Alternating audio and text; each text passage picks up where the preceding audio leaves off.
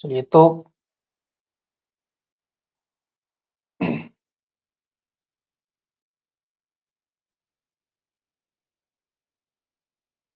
Audio ठीक है?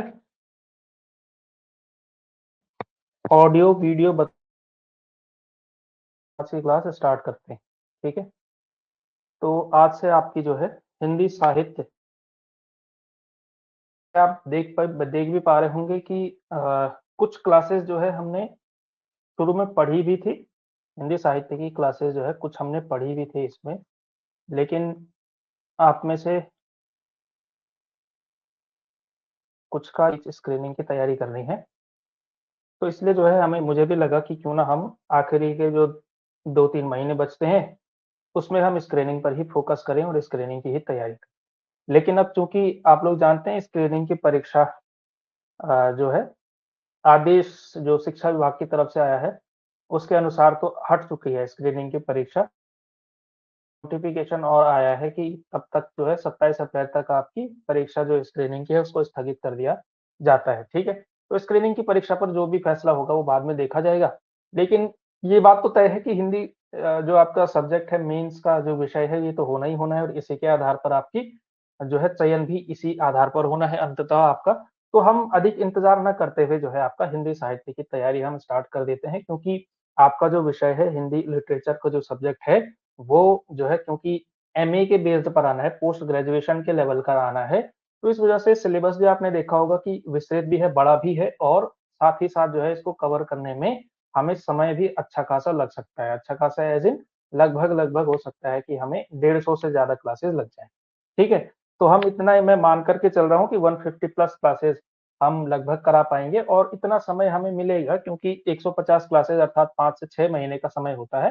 तो रेगुलरली क्लासेस करते रहेंगे तो मुझे नहीं लगता कि 6 महीने से ज़्यादा जो है ये सिलेबस चाहे कितना ही बड़ा है, इससे ज़्यादा इसको हम कर पाएँगे। इसके बाद हम रिवीज़न ज़रूर करेंगे, रिवाइज़ अवश्य करेंगे। तो कुछ क्लासेस हम लोग कर चुके थे और इस बीच मुझे लगा कि हिंदी लिटरेचर में जहाँ से हम स्टार्ट कर चुके हैं हम जो है आदिकाल को अब दोबारा ना पढ़ते हुए आदिकाल पर हम क्योंकि चर्चा कर चुके हैं और ये जो है आप पढ़ भी लेंगे इसको, ठीक है? इसके नोट्स आपको प्राप्त हो जाएँगे, ठीक है? इसको लेकर के चिंतित होने की ज़रूरत नहीं है और आज से हम स्टार्ट करने वाले हैं भक्ति काल में भी कुछ चीज़ें हो चुकी हैं, वैसे तो पहले हम राम भक्ति धारा तक आगे बढ़ चुके थे। लेकिन मुझे लगता है क्योंकि अभी कुछ नए साथी इसमें जुड़े हुए हैं और जो पुराने भी हैं उन्होंने काफ़ी समय से पढ़ा नहीं है, तो हम जो है एक स्टार्ट करते हैं एक हमारे एक इम्पोर्टेंट कवि के साथ, कबीर से हम लोग स्टार्ट करते हैं यानी निर्गुण भक्ति धारा में से जो है हम स्टार्ट करते हैं दोबारा यहाँ से जो है हम पढ़ना शुरू करेंगे। तो आज जो है हमने पढ़ना है कबीरदास, ठीक है? तो संत कबीरदास से हम आज का ये जो है आपका जो पढ़ाई है वो जो है स्टार्ट करते हैं। कबीर हमने आज पढ़ना है और इसी समय पर देंगे, ठीक है? क्लास का समय 7 बजे से रहेगा आपका 7 पीएम टू 8:30 पौने 9 जितना भी जो है हो सकेगा, डेढ़ घंटे, पौने 2 घंटे, 2 घंटे भी जितना भी आप कहेंगे वो टॉपिक पर डिपेंड करेगा। तो 7 बजे जो है आपकी क्लास स्टार्ट हो जाया करेगी। आज थोड़ा समय लग गया, वाई-फाई कनेक्ट नहीं हो पा रहा था लैपटॉप के साथ, ठीक है? लेकिन कल से जो है रेगुलरली 7 बजे आपने शुरू करना है, ठीक है? तो इसके अलावा जो रिकॉर्डेड में देखेंगे वो रिकॉर्डेड में देखेंगे वरना मुझे लगता है कि समय हमने ऐसा चुना है कि जो वर्किंग लोग भी हैं वो भी जो है क्लासेस को हमारी कर सके, ठीक है? तो आज जो हमने टॉपिक करना है वो है आपका क्या? कबीर दास, ठीक है? तो कबीर से जो है हम स्टार्ट करते हैं अपना कार्यक्रम और कबीर जो है इसके अलावा पढ़ने का मटेरियल क्या रहेगा, कहाँ से पढ़ना है, क्या पढ़ना है, इसके बारे में वीडियो शुरू में बनाई जा चुकी हैं, यूट्यूब पर भी उन वीडियोज़ को डाला गया था, तो वो चीज़ें आप देख सकते हैं। इसके अलावा कोई डाउट कभी भी आपका आए, तो जो है आप पूछ सकते हैं और इसके अलावा हम इसमें एक व्हाट्सएप ग्रुप भी आपका बना लेंगे हिंदी विषय वालों का, मेंस वालों का, ठीक है? तो वहाँ पे जो है आप आपस में भी इंटरेक्शन कर पाएँगे, तो ये है अच्छा रहेगा उससे, ठीक है? तो चलिए स्टार्ट करते हैं हम और ये जो है आपके लिए मटेरियल है। जनरली जो है जो प्राइमरी सोर्स मैंने लिया हुआ है आपका कंटेंट तैयार करने का, हमारे नोट्स तैयार करने का, वो रहेगा आपका आचार्य रामचंद्र शुक्ल की किताब। इसके अलावा एक-एक राइटर टू राइटर जो है डिपेंड करेगा, यानी कि कवि से कवि पर निर्भर करेगा कि हम किससे किस-किस अलग-अलग उसे पढ़ें। जैसे कबीरदास के लिए हम हजारी प्रसाद द्विवेदी से थोड़ा बहुत मटेरियल कि श्याम सुंदर दास जी ने उत्पादन किया था, तो जो है एक समग्र अध्ययन हम अलग-अलग आलोचकों से करते रहेंगे और प्राइमरी सोर्स लेकिन जो हमारा रहेगा चंद्र शुक्ल हिंदी साहित्य का इतिहास, और इसके अलावा जो एक हिंदी साहित्य का इतिहास प्रकाशित हुआ था डॉक्टर नगेंद्र और डॉक्टर हरदयाल के संपादन में, उससे भी जो है कुछ-कुछ मटेरियल हम निकालें। ठीक है? तो आगे जैसे-जैसे मटेरियल आता रहेगा मैं आपको किताब क्या पढ़ना है, फिलहाल जो है कबीरदास पर हम बात करते हैं। ठीक है? जन्म इत्यादि के बारे में ज़्यादा बात क्या की जाए, 1455 ईस्वी मानते हैं, 1398 ईस्वी में मिलता है।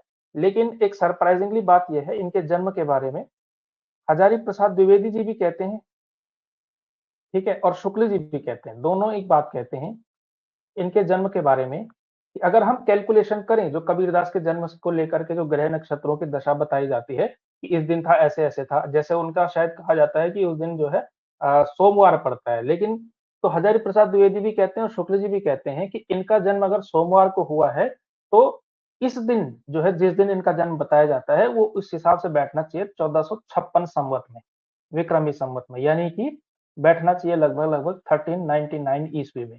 ठीक है, लेकिन अधिकांश किताबों में जो है 1398 ईस्वी मिलता है। हालाँकि जन्म आपके लिए इम्पोर्टेंट है भी नहीं, लेकिन ये ट्रिविया था, ट्रिविया यानी अतिरिक्त ज्ञान जो मैंने आपको थोड़ा-सा दे दिया कि ये दोनों के दोनों क्या मानते हैं 1456 संवत यानी 1399 ईस्वी को जो है कबीरदास का जन्म का ईयर बताते हैं, जन्म का वर्ष मानते हैं। ठीक है, अलग-अलग तरीके के विवाद हैं इनके बारे में, लेकिन एक बात जो है सभी को पता है कि ये दरअसल जो है जिस जाति में पले-बढ़े थे वो जुलाहा जाति। कौन-सी जाति थी? जुलाहा जाति थी और इनकी कविताओं में जो इनका पेशा है जुलाहा, कपड़ा वीवर कहते हैं ना उसको जो कपड़ा बनाने का काम करता है, उसको जो है वो काम ये करते थे और इनकी कविताओं में इस एक जुलाहा का जीवन कैसे होता है अपने पेशे से संबंधित बहुत सारी पंक्तियाँ, बहुत सारे उपमाएँ और बहुत सारे शब्द जो है इनके साहित्य में आपको जुलाहा जाति से संबंधित बहुत सारे मिल भी जाते हैं। ठीक है? तो इससे स्पष्ट होता है कि ये जुलाहा जाति में पले-बढ़े थे। ठीक है? कबीरदास जो है इनका नाम फिर आगे चल कर के हुआ। गुरु के विषय में इनके बारे में ये कहा जाता है, आप लोग जानते हैं कि गुरु जो है इनके 2 गुरु प्रसिद्ध हुए हैं। 2 गुरुओं का नाम जो है इनका लिया जाता है। एक आप जानते हैं रामानंद, एक आप जानते हैं रामानंद और एक आप जानते हैं संत रामानंद और शेख तकी। ठीक है? तो कुछ लोग मानते हैं कि इनके गुरु कौन थे? जो गुरु थे वो शेख तकी ग्राफ में बताया भी गया है और इसके बारे में कहानी ये मिलती है कि जो पंचगंगा घाट की सीढ़ियों पर जो है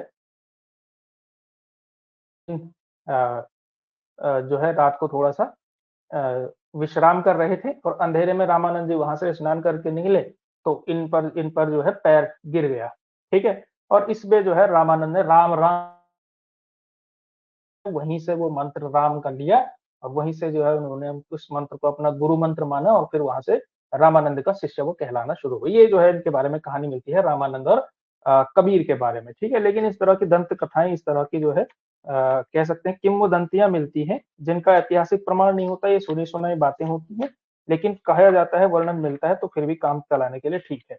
लेकिन जो चीज़ एक आपको इंटरेस्टिंग बात मैं बताता हूँ, जो कि हजारी प्रसाद द्विवेदी जी ने लिखी कि इनका जो है दरअसल कौन है? असली में किसको माना जाएगा इनका गुरु? रामानंद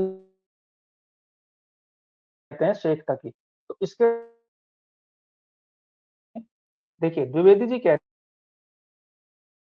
हैं पदों में शेख तकी का नाम भी आया है, ठीक है? और ठीक है? शेख तकी का नाम भी आया और रामानंद का नाम भी आया है। लेकिन शेख तकी का नाम जिस तरह से आया है, उसमें श्रद्धा का वो भाव नहीं मिलता। श्रद्धा का भाव तकी के नाम में जितना जो समझ रहे हैं आप कि शेख तकी का भी नाम लिया, रामानंद का भी नाम लिया, लेकिन जो श्रद्धा का भाव दिखाई देता है वो रामानंद के कहते हैं। जैसे शेख तकी का वर्णन जो है वो इस तरह से करते हैं। घट है अविनाशी, घट घट है अविनाशी, सुनहु तुम शेख तकी, तुम की। ये जो है कबीर ने कहा शेख तकी का नाम इस तरह से आता है कि घट घट है अविनाशी, सुनहु तुम शेख तकी। ठीक है? तो ये जो है शेख तकी का नाम इस पंक्ति में एक आया है, मतलब आप काफ़ी सारी पंक्तियाँ जिनमें आया है, लेकिन कुछ इस तरह से आया है। और रामानंद का नाम वो किस तरह से लेते हैं, एक उदाहरण हज़ारी प्रसाद द्विवेदी जी ने लिखा हुआ है। सतगुरु ते परताप से, सतगुरु ते सतगुरु के प्रताप से मिट गयो, मिट गयो सब दुख तंद, कह कबीर दुविधा मिठी, कह कबीर दुविधा मिटी, गुरु मिलया रामानंद, मिलया रामानंद। ठीक है, अब देखिए दोनों पंक्तियों को आप जो है कंपेयर करिए और देखिए दोनों में से जो है श्रद्धा का भाव किस में दिखाई दे रहा है। ये खुद यहाँ पे खुद स्पष्ट कर रहे हैं, गुरु मिलया रामानंद। और शेख तकी का नाम किस तरह से है? घट घट अविनाशी। सुनाओ तुम शेख तकी सुनो, घट घट क्या है? अविनाशी है, यानी कि हर कण जो है, हर जीव जो है अविनाशी है, यानी उसका अविनाश नहीं हो सकता। अद्वैतवाद की झलक यहाँ पे दिखाई दे रही है। तो इस तरह से शेख तकी का नाम आया और इस तरह से रामानंद का नाम आया। और यहीं से जो है आप खुद भी तय कर सकते हैं कि किस हिसाब से जो है हजारी प्रसाद द्विवेदी जी ये कह रहे हैं कि इस वजह से लगता है कि कबीर ने शेख तकी का जो स्मरण किया वो गुरु के रूप में नहीं किया, गुरु के रूप में स्मरण नहीं किया है, लेकिन रामानंद का किया है। ठीक है, शेख तकी का नहीं किया और रामानंद का किया है। ठीक है, तो ये उदाहरण मैंने आपको दिखा दिया। तो ये जो है आपका इस तरह से चलता है। क्या कह रहे हैं? साफ नहीं दिख रहा? एक सेकंड दिखाते हैं, कोई बात नहीं, रुक जाओ।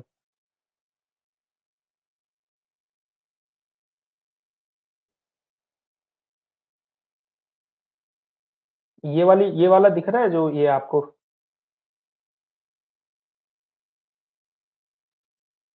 एक मिनट, फिर मुझे कुछ करना।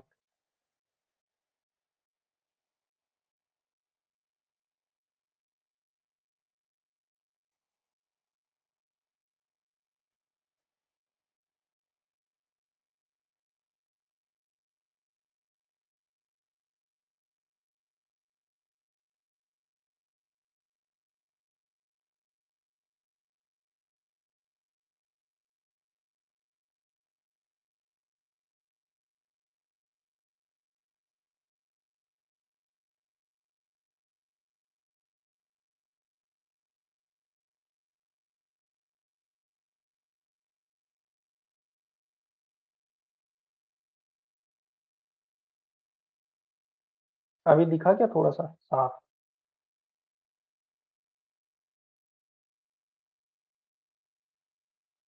वरना और बढ़ाई जा सकती है इसकी क्वालिटी।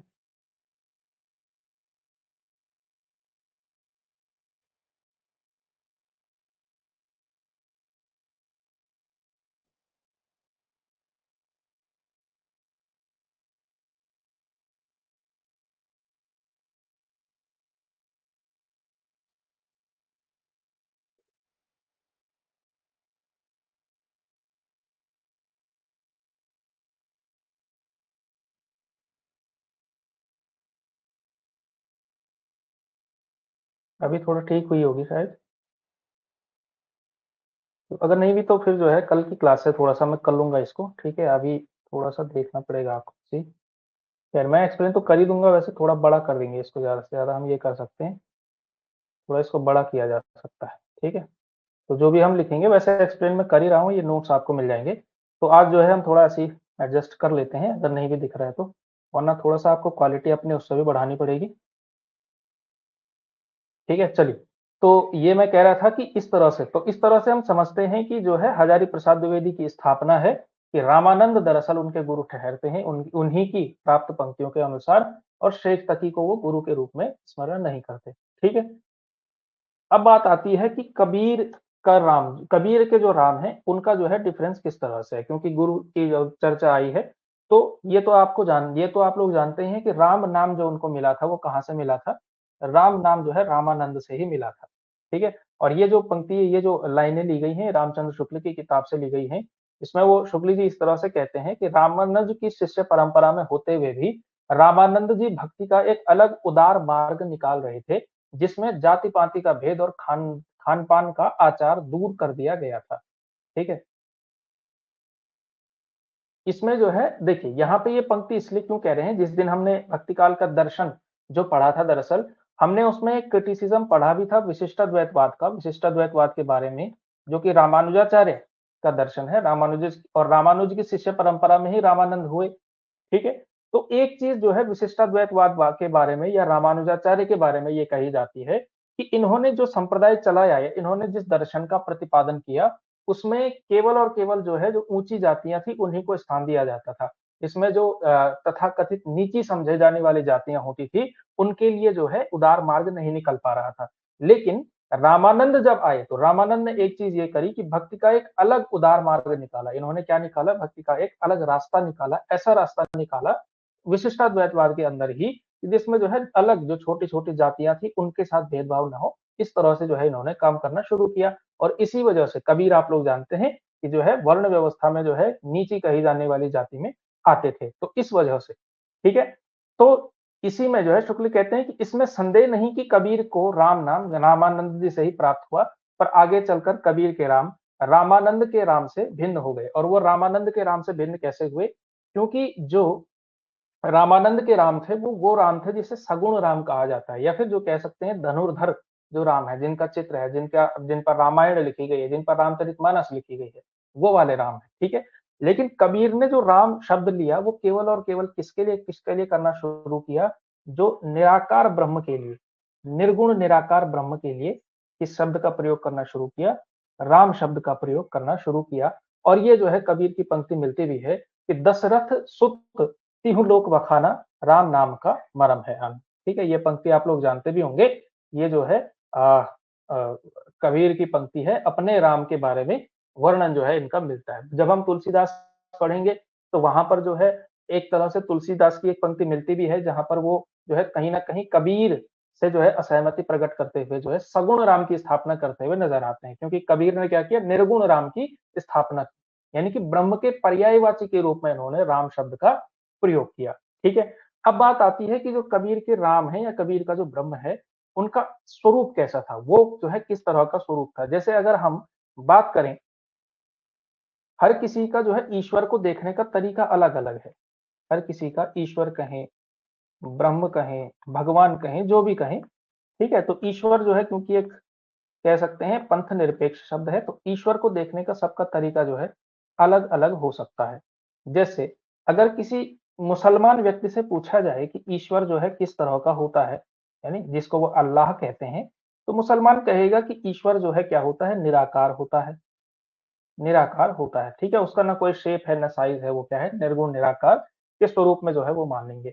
ईसाई भी कुछ कुछ इसी तरह की बात कहेंगे, लेकिन ईसाइयत में और इसमें जो है थोड़ा बहुत अंतर है। या फिर जो यहूदी होगा वो भी कुछ कुछ इसी तरह की बात कहेगा। ठीक है। इसी तरह से अगर हम हिंदुओं की बात करेंगे तो हिंदू क्या करते हैं? हिंदुओं में जो है बहुदेववाद चलता है। बहुदेववाद चलता है, अलग अलग जो है ईश्वरों की जो है उपासना करना। ठीक है। लेकिन इसमें भी फिलोसफीज हैं अलग अलग। हिंदुओं में भी बहुत सारे लोग क्या करते हैं? मूर्ति पूजा का विरोध करते हैं, मूर्ति पूजा नहीं करते। तो हर किसी का जो है अपना अपना क्या है? एक अप्रोच है। हर किसी का मानना क्या है? मुसलमानों में से भी अगर आप जो है सूफियों से कहा जाए तो ब्रह्म का स्वरूप जो है उनके यहाँ थोड़ा सा अलग मिलता है।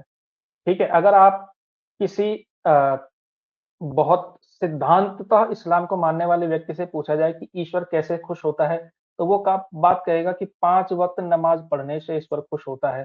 ठीक है। ईश्वर और जो है बंदे का रिलेशन कैसा है?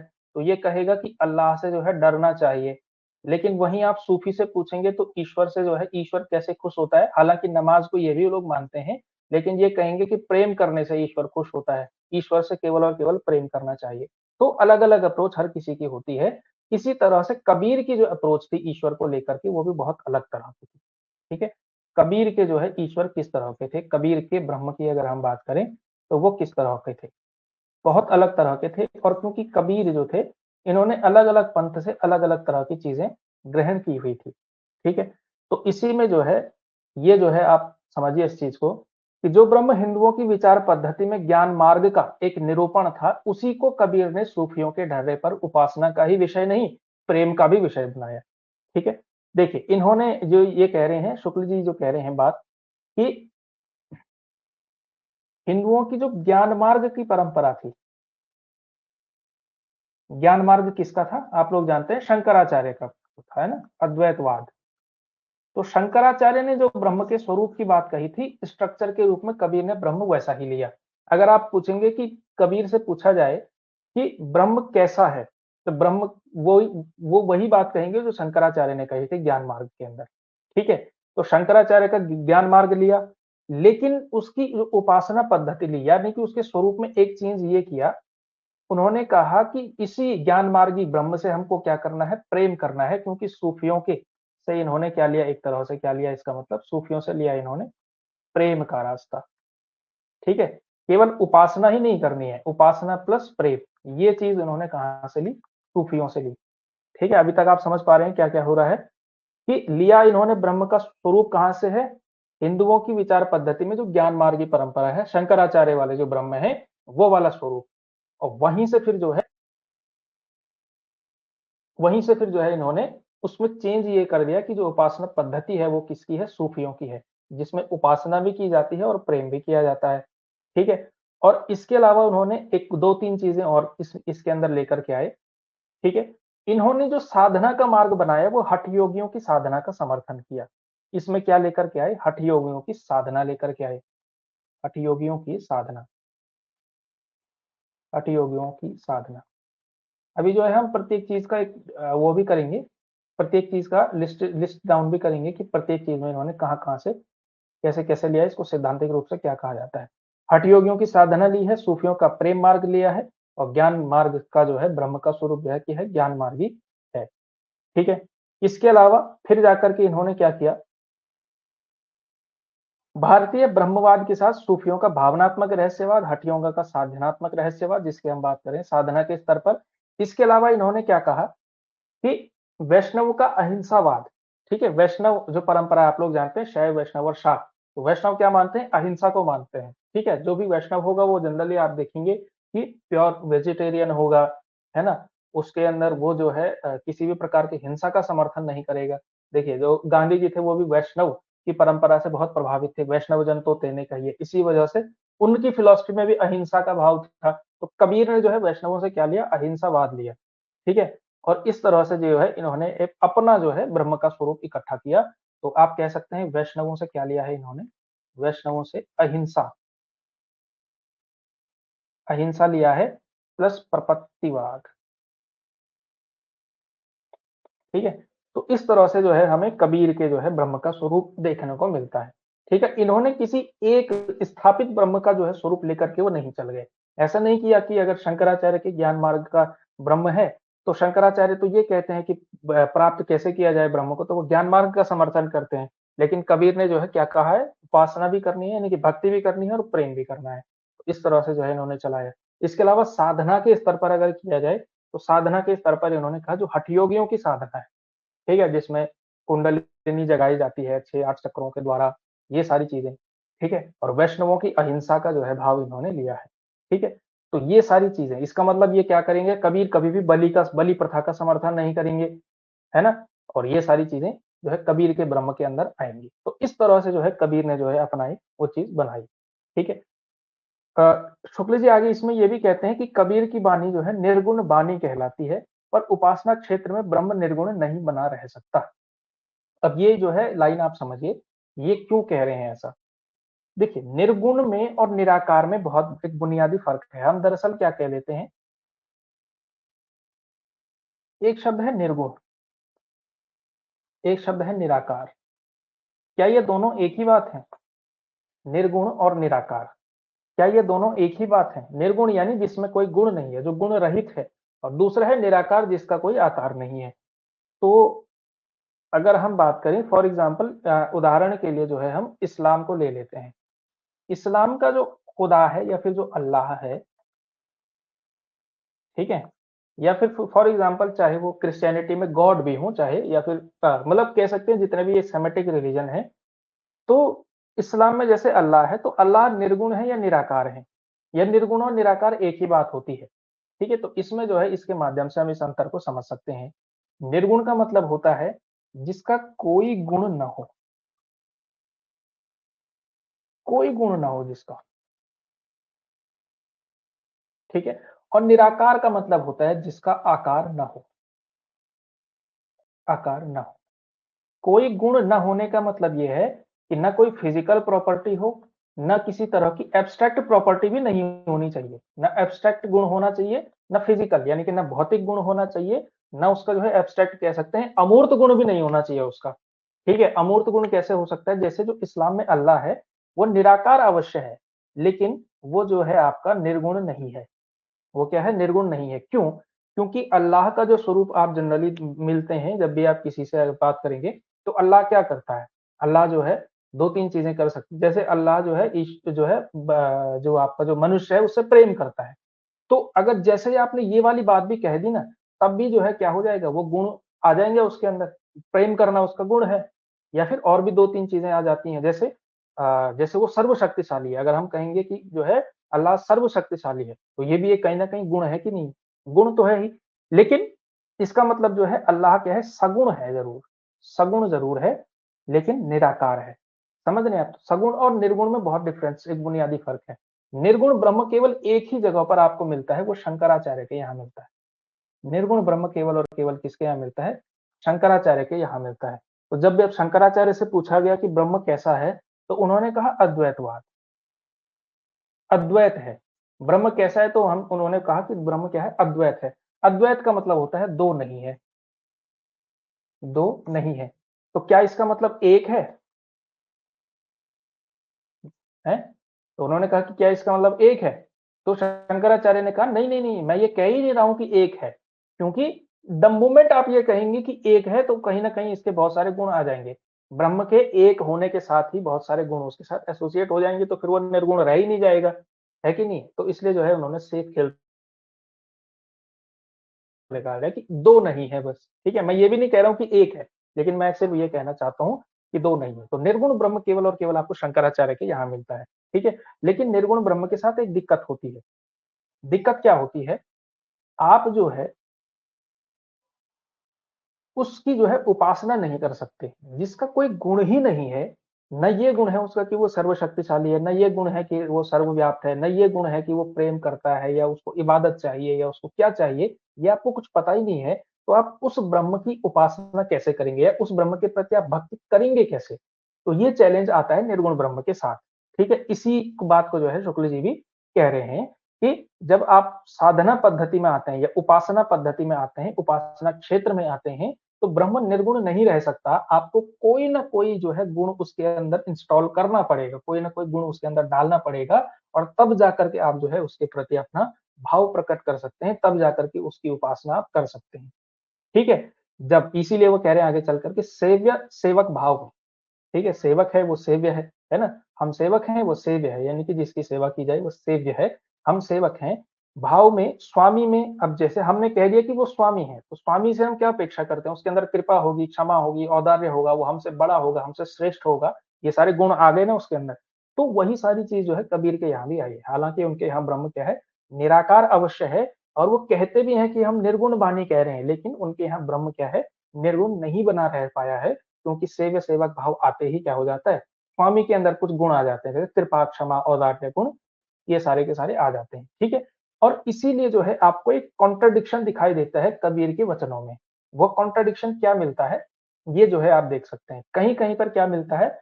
निरुपाधि निर्गुण ब्रह्म सत्ता का संकेत मिलता है, ठीक है? कि कहीं कहते हैं वो कि जो ब्रह्म है वो निर्गुण सत्ता के रूप में उपस्थित है। पंक्ति देखिए, पंडित मिथ्या करहु विचारा, ना वह सृष्टि न सृजनहारा। कि पंडित जो है मिथ्या विचार करते हैं, बेकारी में ऐसा विचार करते हैं, ये कहते हैं क्योंकि ना वह सृष्टि है, ना वो सृजनहारा है। वो सृष्टि बनाने वाला भी नहीं है, ऐसा कह रहे हैं। न सृजनहार, न सृजन करने वाले हैं, न सृजनहार करने वाला है, यानी कि न वो विनाश करने वाला है, न वो निर्माण करने वाला है।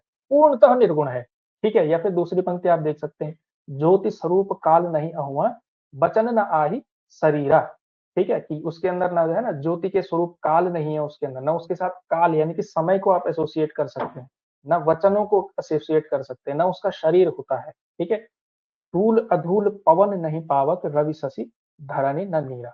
न वो धरती में, न नीर में, न रवि, न शशि, किसी भी चीज में जो है वो उपस्थित, मतलब आपको जो है उसके साथ आप नहीं लगा सकते हैं। तो पूर्णतः निर्गुण की बात कह रहे हैं यहाँ पे इस पंक्ति में, ठीक है? पंडित मिथ्या करो विचारा या फिर ये वाला। और साथ ही साथ एक चीज आप याद याद रखिएगा, जो पंक्तियां यहाँ पे आ रही हैं ये भी याद भी करनी है, याद एज इन ये याद करनी है कि ये कबीरदास की पंक्तियां हैं, या फिर ये कम से कम ये भी याद करना है साथ ही साथ कि इसमें कौन सा भाव प्रकट हो रहा है। यहाँ पे जो है ब्रह्म के निर्गुण सत्ता का जो है भाव मिल रहा है, या निर्गुण होने का भाव मिल रहा है, ठीक है। और कहीं कहीं पे वो क्या कहते हैं, सर्ववाद की झलक है। सर्ववाद यानी सब जगह व्याप्त है। कहीं वो कह रहे हैं कि निर्गुण का मतलब है कि वो निर्गुण है, ठीक है, और सर्ववाद मतलब है सब जगह है। तो सब जगह होना भी एक तरह का गुण हो गया कि नहीं हो गया, तो सब जगह होना भी जो है एक प्रकार का गुण है। तो सर्ववाद की झलक मिलती है, जैसे कि आपो ही देवा आपो ही पाती, आपो ही कुल आपो ही है जाति, ठीक है, यानी कि सब कुछ में जो है वो खुद ही है, ठीक है, खुद ही देव है, आप में पाती है, आप वही कुल भी है, और अपनी ही खुद ही जो है जाति, खुद ही उसकी जाति है, उसका खुद अपना एक कुल है, यानी कि सर्ववाद की झलक आपको मिल रही है। सर्ववाद यानी ईश्वर का सब जगह व्याप्त होना, ठीक है। और कहीं कहीं क्या मिल रहा है, सोपाधि ईश्वर भी मिल रहा है। साई के सब जीव हैं कीरी कुंजर दोय। देखिए अब ये दोनों चीजें आपको कहीं ना कहीं कॉन्ट्राडिक्टरी मिल रही है कि नहीं मिल रही है। खुद कह रहे हैं कि ना वह सृष्टि न सृजनहारा, ठीक है, एक जगह ये कह रहे हैं, कई जगह ये कह रहे हैं क्या, साई के सब जीव हैं कीरी कुंजर, कोई कीरी यानी कि कीड़ा, कुंजर यानी हाथी, ठीक है। एक जगह कह रहे हैं कि साई के सब जीव हैं, और दूसरी जगह कह रहे हैं कि न वो सृष्टि है न सृजनहार है। तो ये जो है कॉन्ट्रडिक्शन दिखाई देता है, क्यों, क्योंकि मानना चाहते हैं कि निर्गुण है ब्रह्म, लेकिन निर्गुण ब्रह्म हो ही नहीं पा रहा है, क्योंकि अगर निर्गुण ब्रह्म मानेंगे तो फिर उसकी उपासना नहीं कर पाएंगे, और उपासना करने के लिए आपको उसके अंदर कुछ ना कुछ गुण डालने पड़ेंगे, जैसे सर्ववाद की, या फिर उसके सर्वशक्तिशाली होने की, या फिर उसके सारे जो है ब्रह्मांड के पिता होने की, ये सारी चीजें जो है, ये सारे प्रॉपर्टीज, ये सारे गुण आपको ईश्वर के अंदर डालने पड़ते हैं, ठीक है। तो ये चीज आ रही होगी समझ में कि क्या जो है यहाँ पे कहा जा रहा है। आगे बढ़े इसमें, अभी तक ये चीजें समझ में आई, तो ये चीज साथ ही साथ जो है आपने ये भी नोटिस में रखना है कि कहाँ किस बात की चीज मिल रही है, क्योंकि ये रामचंद्र शुक्ल की किताब से लिया गया है सीधा सीधा, ठीक है। तो वो चीज जो है आपको बड़ी हाईलाइटेड तरीके से याद करनी है। मैं आपको एक चीज बता दूं, एक फ्री में एडवाइस है, मैं ये बार बार बोलता रहूंगा, थ्रू आउट जो है आपको ये बात सुना सुना करके मैं पका दूंगा। देखो भैया, अभी के ट्रेंड के हिसाब से 200 प्रश्न आपकी परीक्षा में पूछे जाते हैं, ठीक है, कितने, 200 क्वेश्चन आते हैं। हो सकता है इस बार जो है थोड़ा सा चेंज हो सकता है पैटर्न, अगर स्क्रीनिंग हटेगा तो कई जगह पे जो मुझे भी एक फीलिंग आ रही है कि एक संभावना ये भी है कि इसमें जो है कुछ टीचिंग एप्टीट्यूड का हिस्सा भी शामिल हो जाए। ऐसा हो सकता है कह रहा हूँ, लेकिन फिलहाल आप ये मान करके चलिए मैं क्या कहना चाह रहा हूँ। जो भी हिस्सा होगा, हिंदी का ही वेटेज रहने वाला है ना ज्यादातर, तो 200 प्रश्न हिंदी के पूछे जाते हैं। आप केवल और केवल रटने वाले विद्यार्थी ना रहे। जो केवल और केवल रट करके जाने वाला होगा ना, उसका काम होने वाला नहीं है। आप ये मान करके चलिए आपके इसमें केवल और केवल 69 सीट्स हैं इस बार, प्लस 2 महिला शाखा की ले लीजिए, दोनों क्योंकि अनरिजर्व्ड है तो हम काउंट कर लेते हैं। इसमें से जो है समस्या क्या है, समस्या मतलब वो नहीं है, कंपटीशन है, बहुत बड़ा कंपटीशन है, गला काट प्रतियोगिता होने वाली है, आप ये मान करके चलिए।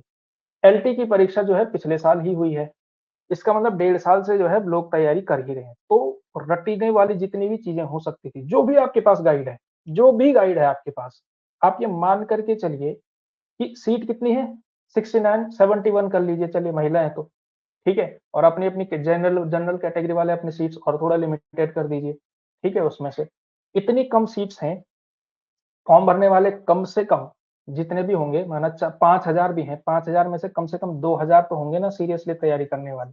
मान करके चलिए कि इन 2,000 के 2,000 को वो गाइड पूरी याद है, इतना आपको याद है, उससे 2 तथ्य ज्यादा ही याद होंगे। तो तथ्य याद करने से तो मामला चलने वाला नहीं। मतलब गाइड का जो मटेरियल है ना, वो रटने वाला, ये इसकी रचना, ये उसकी रचना, ये इसने लिखा, ये उसने कहा, इतना याद करके काम चलने वाला नहीं। जो आपके मेन सोर्सेज हैं, जैसे ये एक किताब है, ठीक है, इन सोर्सेज के आधार पर यहाँ से जो चीजें मिलने वाली हैं, रामचंद्र शुक्ल के अंदर से जो चीजें मिलने वाली हैं, ठीक है, जो ये लॉन्ग कट लेगा, जो शॉर्टकट नहीं मारेगा, शॉर्टकट गाइड क्या है, शॉर्टकट है, आपको लेना चाहिए। मैं खुद कहता हूँ कि गाइड रखो एक न एक, वहीं से तो तथ्य एक साथ सम्मिलित होते हैं, वहीं से आप रिवाइज करेंगे, वहीं से बहुत सारी चीजें भी आएंगी। लेकिन सिलेक्शन, जो कुछ प्रश्न ऐसे होते हैं जो सिलेक्शन तय करते हैं, वो जो है प्रश्न यहीं से आते हैं, वो कंसेप्चुअल होते हैं, और वो जो है आपको इस तरह से निकालने पड़ते हैं कि किस पंक्ति में जो है क्या भाव है। अब वहीं पर आप नहीं देख सकते हैं, वहीं पर आप जो है कंफ्यूज हो जाएंगे कि ये वाला भाव भी दिख रहा है, ये भी, कई बार पंक्ति की समझ ही में नहीं आई कि पंक्ति कहना क्या चाह रही है, मीनिंग ही पता नहीं चली, आप भाव कहाँ से निकालोगे उसमें। तो यहाँ से जो है चीजें आती हैं। तो जो इंपॉर्टेंट सोर्सेज हैं, यहाँ से आप जो है चीजों का अध्ययन जरूर करें। समझ पा रहे हैं आप? तो जो है रामचंद्र शुक्ल की किताब आपने ज़रूर रखनी है, ठीक है? वरना मैं जो है ग्रुप में जो है इसका पीडीएफ डाल दूँगा। किसका पीडीएफ? रामचंद्र शुक्ल की किताब का पीडीएफ, ठीक है? वो मेरे पास है पीडीएफ के रूप में, तो वो जो है मैं आपको दे दूँगा, ठीक है? वैसे आपको लेनी चाहिए, बहुत महँगी भी नहीं होगी, 500 रुपए से भी कम की होगी, ठीक है ना? हाँ, इतनी आजकल अच्छी शर्ट भी नहीं मिलती है 500 रुपए में, तो वो जो है आप ले लीजिए, बहुत काम की चीज़ है शुक्ल जी की किताब। और शुरू के जो 4 खंड हैं, 4 एज़ इन मतलब द्विवेदी युग तक, यहाँ तक कि छायावाद तक के भी, वहाँ तक का पूरा सिलेबस जो है, वहीं से आने वाला है, ठीक है? और हम जो है मैंने पेपर बना लिया है ना, जो प्रीवियस ईयर पेपर था उसको छान करके मैंने निकाल दिया है। उसमें से मैं देख रहा था कि बहुत ज़्यादा आता है भक्ति काल से। भक्ति काल बहुत बड़ा सिलेबस है, तो भक्ति काल से क्वेश्चन भी बहुत ज़्यादा आते हैं और पिछली बार भी आए थे। इसलिए मैं कह रहा हूँ कि आप जो है उन सोर्सेज़ से पढ़ें जिन सोर्सेज़ से जो है यानी जो ऑथेंटिक सोर्सेज़ हैं, जहाँ से जो रेफरेंस सोर्सेज़ जहाँ से पेपर बनता है। एग्ज़ामिनर गाइड नहीं पढ़ता है, एग्ज़ामिनर गाइड से नहीं पूछता है प्रश्न पत्र, ठीक है? एग्ज़ामिनर कहाँ से लेगा? यहाँ से लेगा, रामचंद्र शुक्ल की किताब है, हज़ारी प्रसाद द्विवेदी से ले लेगा, श्याम सुंदर दास से ले लेगा, है ना? कबीर के बारे में कह रहा हूँ। या फिर जैसे अगर जायसी के बारे में उसे बात करनी होगी तो वैसे उतना दूर वो जाएगा नहीं, लेकिन एक संभावना के तौर पे कह रहा हूँ, हो सकता है विजय देव नारायण शाही पे चला जाए, क्योंकि शाही का काम है उसका, ठीक है? तो ये काम मैं आपके हिस्से का ये मेहनत मैं आपको कर लूँ मैं आपके हिस्से की ये मेहनत कर लूँगा, आपको केवल शुक्ल जी पे फ़ोकस करना है और वो जो है अच्छे से तैयार करना है, गाइड वाला काम आपको करना है। बाकी जो इधर-उधर का मटेरियल है वो मैं लेकर के आऊँगा आपके बीच, ठीक है? तो वो तैयारी आपको जो है करनी है। तो आप ये मान कर के चलिए, समझ पा रहे होंगे आप कि मैं क्या कहना चाह रहा हूँ, कि केवल और केवल 1 गाइड से 2 गाइड से पढ़ कर के नहीं होने वाला है, ठीक है? क्योंकि देखो, पिछली बार जो कट ऑफ गई थी, आई थिंक जहाँ तक मुझे याद है कि 170 के आस-पास ही गई थी। इतनी ज़्यादा थी, 200 में से 170 नंबर लेकर के आ गए थे लोग, 80% से ज़्यादा। कट ऑफ था ये, कट ऑफ यानी कि आखिरी बच्चा जो है इस पर सेलेक्ट हुआ होगा, आखिरी एस्पिरेंट, ठीक है? तो हर विद्यार्थी 150 प्लस गया होगा, जो सीरियस रहा होगा, ठीक है? हर कोई गया होगा 150 प्लस। फ़र्क कहाँ पड़ता है? वो 10-15 नंबर का पड़ता है। वो 10-15 क्वेश्चन कौन से हैं? वो मैं जो है यही वाले क्वेश्चन होते हैं, जो कि क्या होते हैं गाइड में नहीं लिखा हुआ होता है। वो जो है समझ के आधार पर होता है, इसलिए अंडरस्टैंडिंग पर फ़ोकस करें। एलटीवी में मैंने कहा था और यहाँ भी कह रहा हूँ कि अंडरस्टैंडिंग पर जो है आपने फ़ोकस करना है। रटने वाला काम बहुत हो चुका है, आप लोगों ने भी किया हुआ है, रटा हुआ सबने है, एलटी में भी किया हुआ है तैयारी, दोबारा कोई ऐसा स्पेशल नहीं होने वाला है लेक्चरर में। वही कबीर है, वही सब है। स्टैटिक सब्जेक्ट है हमारा, डायनामिक तो है नहीं जो करंट अफेयर के साथ बदल जाए। इसलिए जो है कॉन्सेप्चुअल चीज़ों पर आपने विशेष रूप से ध्यान देना है, ठीक है? तो वो जो चीज़ें जो है आपने तैयार रखनी है शुरू अभी से जो है आप तैयारी स्टार्ट करिए। जितना भी समय आपको मिलता है, 1.5 घंटे यहाँ पे मिलता है, 1.5 घंटे की आपकी क्लास होने वाली है। इसके अलावा कम से कम जो है 1.5 से 2 घंटे का एक्स्ट्रा टाइम जो है आप निकालिए अभी से, ठीक है? कम से कम कह रहा हूँ मैं इतना, 1.5 से 2 घंटे का अतिरिक्त टाइम निकाल कर के पढ़िए, जो यहाँ पे होता है उसको पढ़िए वहाँ पे कि मैं क्या कहना चाह रहा हूँ, ठीक है? तो वो चीज़ जो है आपको अपने स्तर पे तैयारी करनी है और ये बात मैं बार-बार कहता रहूँगा आपसे, कि केवल गाइड से काम नहीं चलने वाला है, प्रतियोगिता बहुत बड़ी होने वाली है, तो ये जो है तैयारी भी आपको उसी तरह की करनी है, ठीक है? चलिए, तो ये जो है हमने कबीर के ब्रह्म के स्वरूप के बारे में बात कही, ठीक है? अब बात करें अगर हम लैग तो नहीं हो रहा है?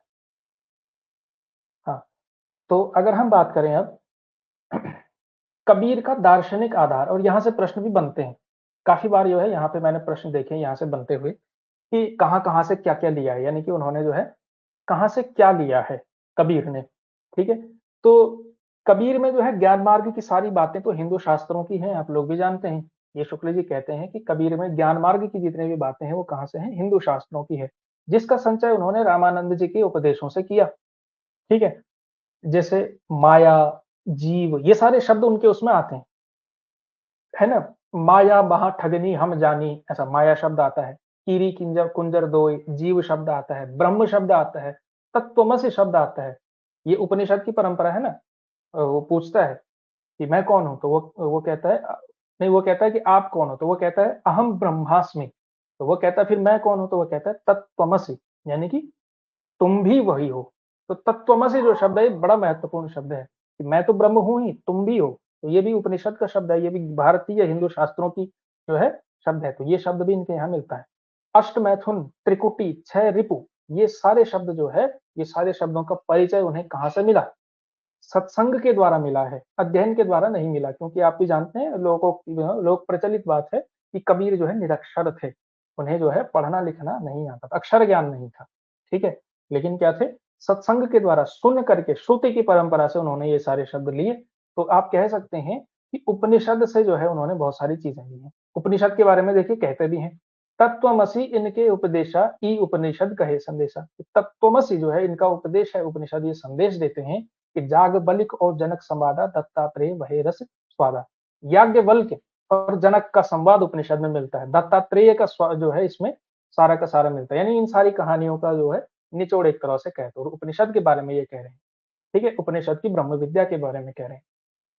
वेदांत से ये क्या कहते हैं कि वेदांत का जो है कनक कुंडल न्याय आदि का व्यवहार भी इनके वचनों में मिलता है, ठीक है। जैसे गहना एक कनक ते गहना इन मही भाव न दूजा, कहन सुनन को दुई करी था एक नमाज एक पूजा। कि कहने सुनने को जो है दो करे गए हैं, लेकिन एक नमाज एक पूजा, लेकिन कही जाए तो दोनों चीजें जो है एक ही बात है। तो वेदांत में जो है कहीं ना कहीं इनकी रुचि वहां से भी चीजें दिखाई देती, ठीक है। तो ये पंक्तियां भी साथ ही साथ आपको याद भी रखनी है कि कबीर की हैं, और क्या भाव दे रही हैं, किसके बारे में कह रही हैं, तो वो भी जो है आपने ध्यान रखना है, ठीक है। तो वेदांत के बारे में जो है ये कह रहे हैं। इसके अलावा हठ योगियों का जो साधनात्मक रहस्यवाद है उसके बारे में कहते हैं कबीर, ठीक है। उन्होंने जो है आप भी जानते हैं हठ योगियों का जो है साधनात्मक रहस्यवाद लिया, और वहां से जैसे कुछ शब्द इनके यहाँ आते हैं, जो उलट बासियां आती हैं इनके यहाँ पे, वो हठ योगियों से ही आई है, कहीं ना कहीं नाथ परंपरा से आई है, ठीक है। तो देखिए ये कहते भी हैं शुक्ल जी, ये कहते हैं कि हठ योगियों के साधनात्मक रहस्यवाद के कुछ सांकेतिक शब्दों को लेकर अद्भुत रूपक बांधे हैं, जो सामान्य जनता की बुद्धि पर पूरा आतंक जमाते हैं, ठीक है। यानी सामान्य जनता को बड़ा आश्चर्यचकित करते हैं कि क्या ये बात कही है कि सूर समाना चंद में दहु किया घर एक, मन का चिंता तब भया कछु पुरबिला लेख। या आकाशे मुखी औंधा कुआं पाताले पनिहारी, ताका पानी को हंसा पीवे बिरला आदि विचारे। तो ये जो है सारी की सारी जो है ये पंक्तियां हैं जो आपको ध्यान में रखनी है। हठ योगियों के साधनात्मक रहस्यवाद इन्होंने लिया। इसके अलावा देखिए वैष्णवों से क्या लिया इन्होंने, आप भी जानते हैं अहिंसा का तत्व ग्रहण किया, ठीक है। और ये भी कह रहे हैं कि वैष्णव संप्रदाय से उन्होंने अहिंसा का तत्व ग्रहण किया, जो कि पीछे होने वाले सूफी फकीरों को भी मान्य हुआ। शुक्ल जी क्या कह रहे हैं कि कबीर ने अहिंसा का तत्व वैष्णव संप्रदाय से ग्रहण किया, और आगे चल करके सूफियों ने भी, सूफी फकीरों ने भी जो है अहिंसा के मूल्य को जो है साधन बनाया। सूफीज्म जो है ना, सूफी काव्य परंपरा ये जो सूफी पंथ है पूरा का पूरा, वो भी अहिंसा को मानता है, ठीक है। वो भी हिंसा का समर्थक नहीं है। तो जब जो अहिंसा होगा तो उसके लिए वो जो है, जैसे इसमें एक आप कह सकते हैं मुसलमानों को बार बार फटकारते रहे, क्योंकि आप लोग जानते हैं इस्लाम में जो है बलि का जो है बहुत जिसे कुर्बानी कहा जाता है उसका बड़ा जो है महत्व वो लोग मानते हैं। तो इसमें जो है जैसे ये कहते हैं कि दिन भर रोजा रहत है, राति हनत है गाय, यह तो खून वह बंदगी कैसी खुशी खुदा। यानी कि खुदा कैसे खुश हो सकता है कि दिन भर रोजा रख रहे हैं, रात को जो है गाय की हत्या कर रहे हैं। गाय यहाँ पर जो है कहीं न कहीं एक तरह से जो है समस्त जानवरों के लिए है, ठीक है? तो ये जो है ये कह रहे हैं। तो वैष्णव संप्रदाय अहिंसा का तत्व आपको दिखाई दे रहा है कि नहीं दे रहा है? यानी कि बलि प्रथा का विरोध दिखाई दे रहा है एक तरह से, कुर्बानी या बलि प्रथा जो भी आप कहें, उसका जो है विरोध दिखाई दे रहा है। यानी कि वैष्णव संप्रदाय से प्रभावित है ना, अहिंसा के तत्व से प्रभावित है। इसके अलावा अपनी देखी करत नहीं अहमक, कहत हमारे बड़न किया, उसका खून तुम्हारी गर्दन जिन तुमको उपदेश दिया। ठीक है? तो ये जो है बात है। इसके अलावा जैसे बकरी पाती खात है, ताकि काढ़ी खाल, जो नर बकरी खाते हैं तिनका कौन हवाल। यानी कि जो नर बकरी खाएँगे, मतलब जो बकरी अगर पत्ती खाती है तो उसकी खाल खींच दी जाती है। तो जो नर बकरी खा रहे हैं सोचो उनका क्या हाल होगा। इस तरह की बातें कह के जो है कहीं न कहीं आपको दिखाई दे रहा है अहिंसा का समर्थन, ठीक है? या फिर बलि प्रथा या फिर कुर्बानी का जो प्रथा है उसका विरोध आपको दिखाई दे रहा है। तो कहीं न कहीं वैष्णव संप्रदाय से अहिंसा का भाव इन्होंने लिया है। ठीक है? इसके अलावा बाद में हम इसको कंपाइल भी करेंगे अभी इसमें, ठीक है? तो उसके नोट्स के लिए जो है आपको अलग से लिखा भी दूँगा मैं अलग में, ठीक है? ये भी मिल जाएँगे और अभी भी देखते भी हैं अंत में जब टॉपिक कंप्लीट होगा। उपर्युक्त विवेचन से स्पष्ट है कि ज्ञान मार्ग की बातें कबीर ने हिंदू साध्वी सन्यासियों से ग्रहण की, ठीक है? कह रहे हैं कि क्या जो ज्ञान मार्ग की बातें वो कहते हैं ना, ब्रह्म, जीव, माया ये सारी बातें ज्ञान मार्ग हिंदू साधु सन्यासियों से ग्रहण की, जिनमें सूफियों के सत्संग से उन्होंने प्रेम तत्व का मिश्रण किया। प्रेम तत्व कहाँ से आया? सूफियों से आया, ठीक है? ज्ञान मार्ग आया हिंदुओं से, सूफियों से प्रेम तत्व आया, और इन दोनों को मिला करके इन्होंने एक अलग पंथ चलाया अपना, एक अलग अपना क्या चलाया? अलग ही पंथ चला दिया। और उपासना के बाह्य स्वरूप पर आग्रह करने वाले और कर्मकांड को प्रधानता देने वाले पंडितों और मुल्लों दोनों को उन्होंने खरी-खरी सुनाई और राम रहीम की एकता समझकर हृदय को शुद्ध और प्रेममय करने का उपदेश दिया।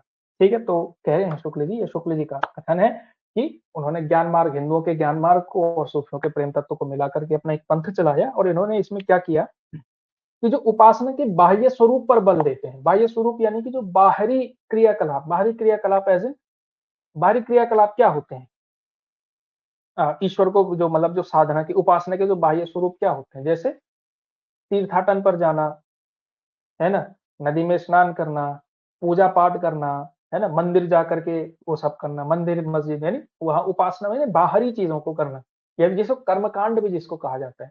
तो जिन्होंने कर्मकांड को प्रधानता देने वाले पंडितों को भी और मुल्लों को भी वही सब ना कि रोजा रखना, ज़कात करना, नमाज पढ़ना, मतलब बाहरी चीजें करना, तो उन लोगों को इन्होंने हमेशा खरी-खरी सुनाई है। आप भी जानते हैं कि एक तरफ हिंदुओं को एक तरफ से ऐसा रगड़ा, पाहन पूजे हरि मिले तो मैं पूजूं पहाड़, है ना? ताते तो चाटी भली, पिस खाए संसार, और दूसरी तरफ जो है ता चढ़े मुल्ला बांग दे, क्या बहरा खुआ खुदाए। तो बाहरी आडंबर और कर्मकांड पर जो है कहीं न कहीं चोट आपको दिखाई देती है कबीर की ओर से। और दूसरी तरफ क्या है, राम और रहीम की एकता का जो है कहते हैं कि दोनों एक ही है भाई, दोनों जैसे ऊपर कह रहे हैं कि यहाँ पे कहा गया वो, हाँ, कहन सुनन को दुई करी थापिन, एक नमाज एक पूजा। तो कहीं ना कहीं हिंदू मुस्लिम एकता या राम रहीम की एकता की बात जो है कह रहे हैं। तो कह रहे हैं कि हृदय को शुद्ध रखो, प्रेममय रखो और आगे बढ़ो जीवन में। इस तरह से जो है कबीर का आप जो है अब समझ पा रहे होंगे कि कबीर का जो पर्सनैलिटी है, कबीर का जो स्वरूप है ब्रह्म का, या उनका अप्रोच है ईश्वर के प्रति, वो किस तरह का था। ठीक है, तो देशाचार और उपासना विधि के कारण मनुष्य मनुष्य में जो भेदभाव उत्पन्न हो जाता है, उसे दूर करने का प्रयास उनकी वाणी बराबर करती रही। ठीक है, तो ये भी जो है एक चीज है कि जो है मनुष्य मनुष्य में जो भेदभाव पैदा हो रहा था, उसको कहीं ना कहीं भेदभाव को खत्म करने का प्रयास वो करते ही करते थे। जाति व्यवस्था पर, वो वर्ण व्यवस्था पर बात कहते हैं, इस तरह की चीजें करते हैं। ठीक है, इसके अलावा शुक्ल जी का जो है इनकी भाषा पर जो है एक महत्वपूर्ण टिप्पणी है। भाषा वाला टॉपिक आप क्योंकि थोड़ा सा समय हो चुका है, भाषा वाला हो सकता है हम कल करें। कबीर जो है क्योंकि बड़े कवि हैं और उन पर जो है लंबी बात होनी भी चाहिए। तो वो कहते भी हैं, एक शुक्ल जी का कथन है, ये जो है आपने ध्यान रखना है कि यद्यपि वो पढ़े लिखे नहीं थे, बहुत ज़्यादा पढ़े लिखे नहीं थे, लेकिन उनकी प्रतिभा बड़ी प्रखर थी। ठीक है, ही वाज़ टैलेंटेड, ये जो है शुक्ल जी भी मान रहे हैं, जिससे उनके मुँह से बड़ी चुटीली और व्यंग्य चमत्कारपूर्ण बातें निकलती। प्रतिभा प्रखर थी, पढ़े लिखे नहीं थे लेकिन प्रतिभा तो थी कविता की, तो इस वजह से वो कई बार क्या कहते हैं, बड़ी चुटीली और व्यंग्यपरक चमत्कारपूर्ण बातें कहते थे, और उनकी उक्तियों में विरोध और असंभव का चमत्कार लोगों को बहुत आकर्षित करता था। ठीक है? आप जानते हैं ना विरोधाभास अलंकार और ये सारी जो चमत्कार कर देने वाले विरोधों को जो है मिला करके जो है कुछ पंक्तियाँ इस तरह की कह देना, तो उससे जो है लोग बहुत आश्चर्यचकित हो जाते थे कि ये बड़ी कमाल की बात कही, है ना? तो ये जो है पंक्तियाँ जैसे है कोई गुरु ज्ञानी जगत में, उलटी बेद बूझे, पानी में पावक भरे, अंधाही आँखें न सूझे। या फिर गाय तो नाहर को धारी खायो, हरि ना खायो चीता। या फिर नया बीच नदी, नदिया डूबती जाए। ये सारी की सारी उलटबासियाँ हैं। ठीक है? कि नाव के बीच में नदी डूबने की बात करें, जबकि होता क्या है दरअसल, नदी में नाव डूबती है ना, लेकिन नैया बीच नदियाँ डूबती जाए, नाव के बीच में नदी डूब रही है। या ऊपर जो बात कही गई है, गाय तो नाहर को धारी धारी खायो और हरिना खायो चीता, हिरण जो है चीते को खा रहा है। ये जो है बातें हैं, ठीक है?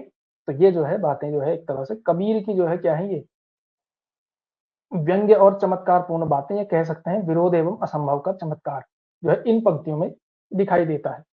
ठीक है, तो ये पंक्तियां भी आपने तैयार रखी हैं कि ये कबीर की हैं।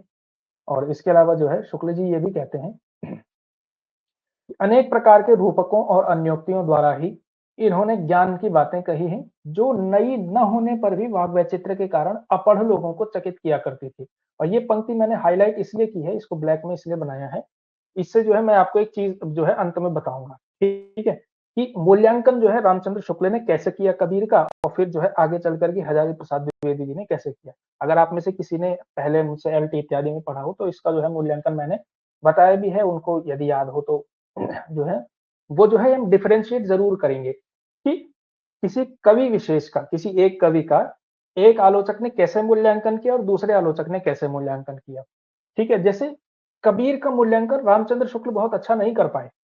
ठीक है, जैसे कह रहे हैं कि इनकी जो बातें थी ये क्या कहते थे, कुछ-कुछ जगहों पर जो है ये क्या कह लेते थे, बड़ी चमत्कारपूर्ण बातें निकाल देते थे, और विरोध का असंभव का चमत्कार करने के कारण जो है कुछ-कुछ पंक्तियाँ इनकी आकर्षित कर देती हैं। ठीक है? और इनकी बातें बहुत नई हैं, लेकिन नई नहीं है, लेकिन क्या है, वाग वैचित्र्य है। वाग वैचित्र्य यानी वही, ये चमत्कारपूर्ण बातें हैं, तो इस वजह से ये अनपढ़ लोगों को चकित करती थी। यानी कि ये कहना चाह रहे हैं कि बहुत गहराई कबीर के अंदर नहीं थी, और जो है बहुत जो अनपढ़ लोग थे वही जो है इनको जो है पंक्तियां पढ़ करके या उनको सुन करके झूमते थे। ये जो है शुक्ल जी ने मूल्यांकन किया कबीर का, जो कि बहुत अच्छा मूल्यांकन आप नहीं कह सकते हैं। कबीर जो कि हिंदी का बहुत बड़ा कवि, आप उसे मानेंगे, ठीक है, उनको मानेंगे, तो ये जो है मूल्यांकन बहुत अच्छा तो नहीं है। आगे चलकर के हजारी प्रसाद द्विवेदी का भी हम पॉइंट ऑफ व्यू समझेंगे इसमें, ठीक है। तो ये जो है ये पंक्ति, इसको समझाने के लिए मैंने आपको इसमें डाला है कि शुक्ल जी ने इनका मूल्यांकन इस तरह से किया है कि इनकी बातें बहुत नई नहीं है, लेकिन वाग वैचित्र्य है, तो इस वजह से अनपढ़ लोगों को चकित कर देती थी, ठीक है। कबीर की बानी में स्थान स्थान पर भावनात्मक रहस्यवाद की जो झलक मिलती है, वो सूफियों के सत्संग का प्रसाद है। भावनात्मक रहस्यवाद कहाँ से, भावात्मक रहस्यवाद कहाँ से लिया है, तो सूफियों के सत्संग से लिया है। कहीं इन्होंने ब्रह्म को पति मान करके अन्योक्ति बांधी है, और कहीं स्वामी मान करके। आप भी जानते होंगे, जब हम सूफी विचारधारा पढ़ेंगे भी आगे चल करके, जब सूफी विचारधारा आएगी तो विस्तार में समझेंगे। वैसे सूफियों के जो दर्शन है वो बताया भी गया है प्रीवियस क्लासेस में, ठीक है। तो उसमें जो है हमने आपको ये बताया है कि वहां क्या माना जाता है, ब्रह्म को पति माना जाता है या फिर पत्नी माना जाता है। जनरली सूफी क्या मानते हैं, ईश्वर को जो है पत्नी मानते हैं, खुद को जो है क्या मानते, सॉरी पत्नी कह रहा हूं मैं, यानी कि स्त्री मानते हैं उसको जो है, और खुद को जो है पुरुष मानते हैं। इस तरह से फिर जो है वो प्रेम की जो है कविताएं लिखते हैं ईश्वर को संबोधित करते हुए। लेकिन इन्होंने क्या किया, थोड़ा उल्टा के ब्रह्म को पति माना और कहीं कहीं पे स्वामी माना। जैसे कि मुझको तो क्या ढूंढे बंदे, मैं तो तेरे पास में, ठीक है। ये ब्रह्म की तरफ से कह रहे हैं कहीं ना कहीं कबीर कि मुझे जो है तू इधर उधर क्या ढूंढता, मैं तो तेरे पास हूँ, तेरे अंदर हूँ, ये वाली बात है। जैसे साई के संग सासुर आई, संग न सूती स्वाद न जाना, गा जीवन सपने की नाई, है ना। जना चार मिली लगन सुधायो, जना पांच मिली मारो छायो, भाई जाए। तो कहीं ना कहीं ये जो चीज कह रहे हैं, ईश्वर को मान लिया इन्होंने पति। इन पंक्तियों में देखिए, ईश्वर को मान लिया है इन्होंने पति, और फिर क्या कह रहे हैं कि विवाह हो रहा है एक तरह से, भयो विवाह चली बिन दूल्हा है, जो है जो पत्नी है वो बिना दूल्हे के चली गई, यानी संसार में आ गई है, बाट जात समझी समझाई, ये जो है बात जो है इसमें कह रहे हैं, ठीक है। तो पति जो है कहीं ना कहीं माना गया है इनको जो है ब्रह्म को। तो इस तरह से जो है ये पंक्तियां कही जा रही हैं ठीक है।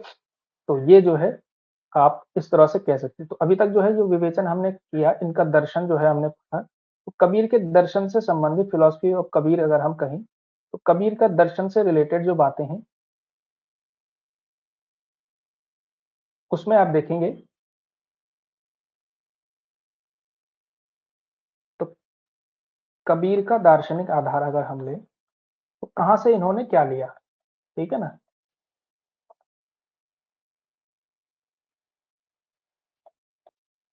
यानी कि कबीर साहित्य का दार्शनिक आधार हम कुल मिलाकर के कह सकते हैं ब्रह्म का स्वरूप आप कह सकते हैं अद्वैतवाद से लिया है, या ज्ञान मार्ग जो भी आप कहना चाहें वो कह सकते हैं। दूसरा, भावात्मक रहस्यवाद,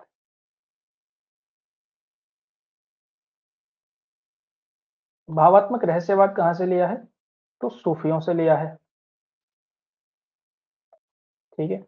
तीसरी चीज आती है इनके यहाँ साधनात्मक रहस्यवाद, जो साधना तो कहने की बात कहते हैं, साधनात्मक रहस्यवाद, वो कहां से आया है, वो आया है कहां से, हठ योगियों से, नाथ पंथ से आप कह सकते हैं, ठीक है, हठ योगियों से।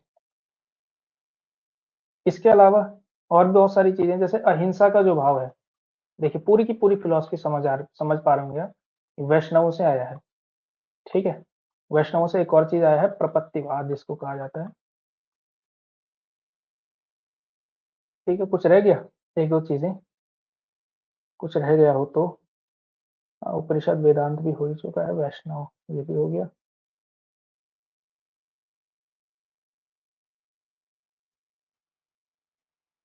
हाँ, वैष्णव सूफियों से एक और चीज आप कह सकते हैं, साथ ही साथ भावनात्मक रहस्यवाद भी हो ही गया। सूफियों से एक और चीज इन्होंने ली है, प्रेम तत्व। प्रेम तत्व कहाँ से लिया है, तो सूफियों से लिया है, ठीक है। तो इस तरह से जो है आप कबीर का जो है पूरा का पूरा स्ट्रक्चर जो है इस तरह से बनता है। कबीर जो है आपको इस तरह से जो है अलग अलग दार्शनिक मतों का ब्लेंड आपको कहीं ना कहीं कबीर दिखाई देते हैं। कबीर क्या है, बहुत सारे दार्शनिक मतों का जो है समायोजन दिखाई देते हैं, ठीक है? कि बहुत सारे फिलॉसफीज़ हैं, उनमें से जो है कवि ने किसी से कुछ लिया, किसी से कुछ लिया और अपना जो है कहीं न कहीं एक प्रकार से अलग जो है पंथ कह सकते हैं, अलग फिलॉसफी, एक अलग दर्शन जो है कहीं न कहीं स्थापित करने की प्रयास किया, ठीक है? देखते हैं कि कबीर ने जो है मगहर में शरीर त्याग किया था, ये भी आप लोग जानते हैं, ठीक है? यहाँ इनकी समाधि भी है और इनका मृत्यु काल 1575 संवत में माना जाता है, ठीक है? और 1575 अ, 120 साल जो है इनकी उम्र जो है ठहरती है। जो कबीर की वाणी का संग्रह था, वो जानते हैं आप जो है बीजक, वो धर्मदास ने किया था 1521 में संवत में, ठीक है ना? जबकि उनकी उनके गुरु की अवस्था 64 यानी कि कबीर तब 64 वर्ष के थे जब उनका जो वाणी का संग्रह था वो संकलित किया था धर्मदास ने, ठीक है? हुँ। इसके अलावा जो है कबीर की जो वाणी है बीजक जिसकी मैं बात कर रहा था, उस नाम से प्रसिद्ध है और इसके 3 भाग हैं रमैनी, सबत और साखी। इनके बारे में हम बात करेंगे भी, ठीक है? लेकिन इसमें है क्या-क्या चीज़ें, आप भी जानते हैं कि कबीर की जो है विशेषताएँ क्या-क्या हैं। वेदांत के तत्व मिलते हैं, हिंदू मुसलमान दोनों को फटकार है बाह्य साधना की वजह से। संसार की अनित्यता पर बात करते हैं, हृदय की शुद्धि की बात करते हैं, प्रेम साधना की कठिनता की बात करते हैं, माया की प्रबलता की बात करते हैं, मूर्ति पूजा, तीर्थाटन आदि की असारता, असारता यानी कि सारहीनता आप कह सकते हैं, ठीक है? हज, नमाज, व्रत, आराधन की गौणता आदि अनेक प्रसंग इनके उसमें मिलते हैं पूरे के उसमें, है ना? तो सांप्रदायिक शिक्षा और सिद्धांत के उपदेश मुख्यतः साखी के भीतर हैं। जो सिद्धांततः इन्होंने जो बातें कही हैं, ये वाली बातें वो साखी के भीतर हैं, दोहे में, ठीक है? और भाषा क्या है? सधुक्कड़ी है। ये जो है कई बार आता भी है प्रश्न में कि कबीर की भाषा को सधुक्कड़ी किसने कहा? तो रामचंद्र शुक्ल ने कहा। किसने कहा? रामचंद्र शुक्ल ने कहा है, ठीक है? रमैनी और सबद में गाने वाले पद हैं, जो गेय पद हैं, यानी कि जिनको गाया जा सकता है, रमैनी और सबद में है, ठीक है? और इनकी भाषा क्या है? ब्रज भाषा है। समझ रहे हैं? कहीं-कहीं क्या है? भाषा है, ठीक है? और शुक्ल जी तो मानते हैं कि खुसरो के जो गीतों की भाषा है वो भी ब्रजभाषा ही है, ठीक है? और इससे जो है स्पष्ट हो जाता है कि गीतों के लिए काव्य की ब्रजभाषा ही स्वीकृत थी। अब देखिए ये ब्रजभाषा है, ठीक है? और इससे जो है आप कन्फ्यूज़ ना हो, जब आपको ब्रजभाषा समझ में आ जाए, तो आप ये ना कर दें माना जैसे ये यही आ गया आपके पेपर में और आपने जो है कि ये ब्रजभाषा है, तो ये ब्रजभाषा तो कबीर की हो ही नहीं सकती, आपने सूरदास लगा दिया। ऐसा होता है ना जब पढ़ा नहीं होता है कॉन्सेप्चुअली, ये चीज़ गाइड में थोड़ी है। कि कबीर की जो है रमैनी और सबद की भाषा ब्रज भाषा है और एक उदाहरण भी दिया हुआ है गाइड में, ऐसा है किसी गाइड में? ऐसा तो नहीं है। तो यहाँ देखिए जैसे ये ब्रज भाषा का पद जो है मिलता है आपको कबीर का, "हों बलि कब देखोगी तोहि" ये गीत है।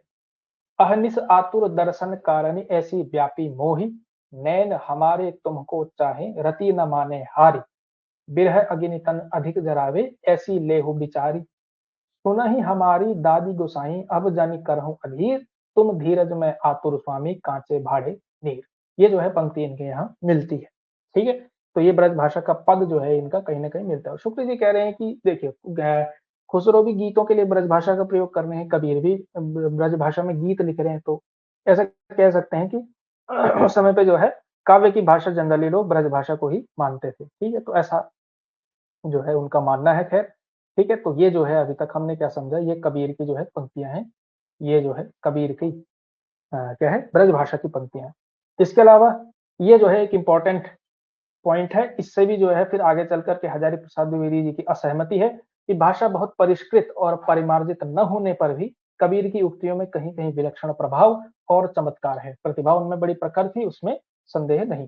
तो शुक्ल जी कुल मिलाकर के मूल्यांकन ऐसा करते हैं कबीर का, अभी हम समझेंगे भी, कि भाषा बहुत परिष्कृत और परिमार्जित नहीं है कबीर की, ठीक है? लेकिन कबीर की उक्तियों में कहीं-कहीं पे कुछ विलक्षण प्रभाव और चमत्कार आ जाता है और प्रतिभा उनमें बड़ी प्रखर थी, इसमें संदेह नहीं। तो प्रतिभा को वो हालाँकि मतलब एक्नॉलेज करते हैं कबीर की कि कबीर की जो है प्रतिभा संपन्न व्यक्ति थे, लेकिन जो है क्या कह सकते हैं भाषा बहुत परिष्कृत और परिमार्जित नहीं थी।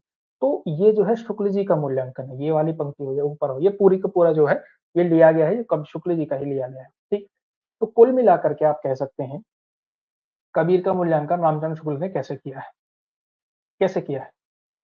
संवेदना के स्तर पर संवेदना के स्तर पर ये मानते हैं कि क्या है, कबीर जो है जो अन्य जितने भी आपके अन्य अन्य यानी कि जितने भी आपके जो निर्गुण भक्ति धारा के कवि थे वो सब ऐसे ही थे, यानी कि किसी एक दार्शनिक मत से वो प्रभावित नहीं होते थे, अलग अलग दर्शनों से लेकर के अपना पंथ बनाते थे। जैसे आप आगे चल करके दादू दयाल भी देखेंगे, या फिर इवन रैदास को देखेंगे, या फिर गुरु नानक देव को देखेंगे, तो उन्होंने जो है अलग अलग मतों से बहुत सारा कुछ लिया है। तो संवेदना के स्तर पर जो है आप देख सकते हैं कि निश्चित दार्शनिक आधार नहीं है, कोई एक दार्शनिक आधार नहीं, जिस पर जो है हर किसी को एग्री करना चाहिए। ठीक। दूसरी जगह पर जो है शुक्ल जी क्या-क्या कहते हैं, मतलब मैं कुछ ऐसी बातें कहूँगा जिससे जो है आगे के आलोचक सहमत नहीं थे, ठीक है? बाकियों पर जो जिस पर सब सहमत हैं तो वो तो तथ्य हो गया ना, वो ओपिनियन थोड़ी हो गया। शुक्ल जी का अलग ओपिनियन है जिसके बारे में संवेदना के स्तर पर, ठीक है? इसके अलावा ये कहते हैं कि इनकी जो बातें हैं वो जनरली अपरों को आकर्षित करती है।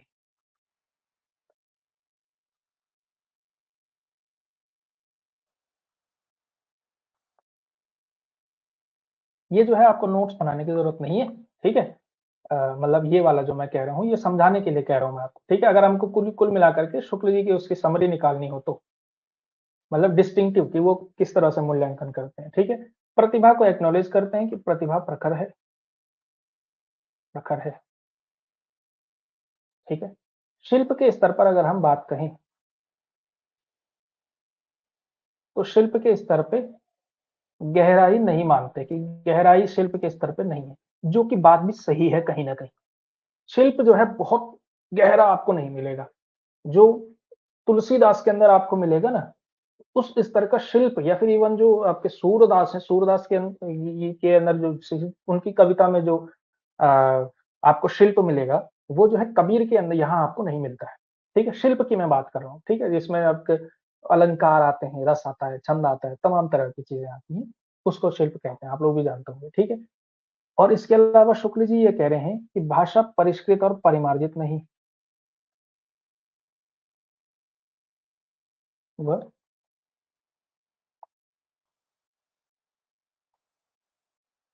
परिमार्जित नहीं है, ठीक है?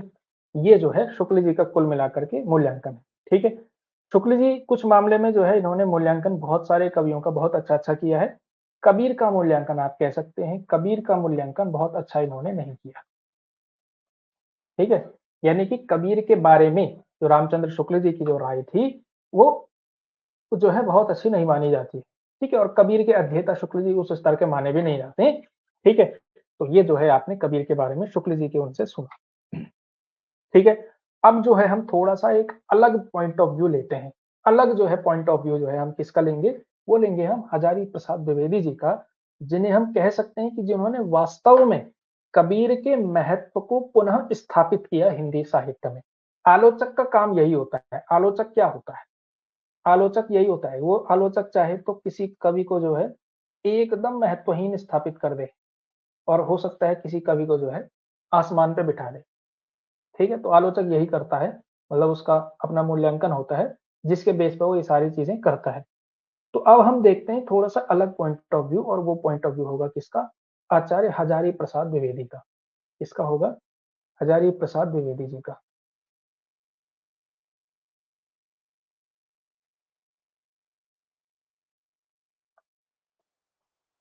हजारी प्रसाद द्विवेदी जी का। तो ये जो है पुरानी क्लासेस में हमने जो है ये नोट्स तैयार किए हुए थे, तो इसी को थोड़ा-सा हम रिवाइज़ कर सकते हैं, यहीं से हम समझ सकते हैं। देखिए, हजारी प्रसाद द्विवेदी जी के अनुसार कबीर के गुरु रामानंद हैं, ये वाले पॉइंट मैं आपको समझा चुका था, कैसे-कैसे लिया है नाम, ठीक है? ये पंक्ति बड़ी महत्वपूर्ण है इसकी, ये चाहे ये पंक्ति जो है आप लिख भी सकते हैं, इस पंक्ति को जो है आपने नोट भी करना है, मैं आपको लिखा देता हूँ।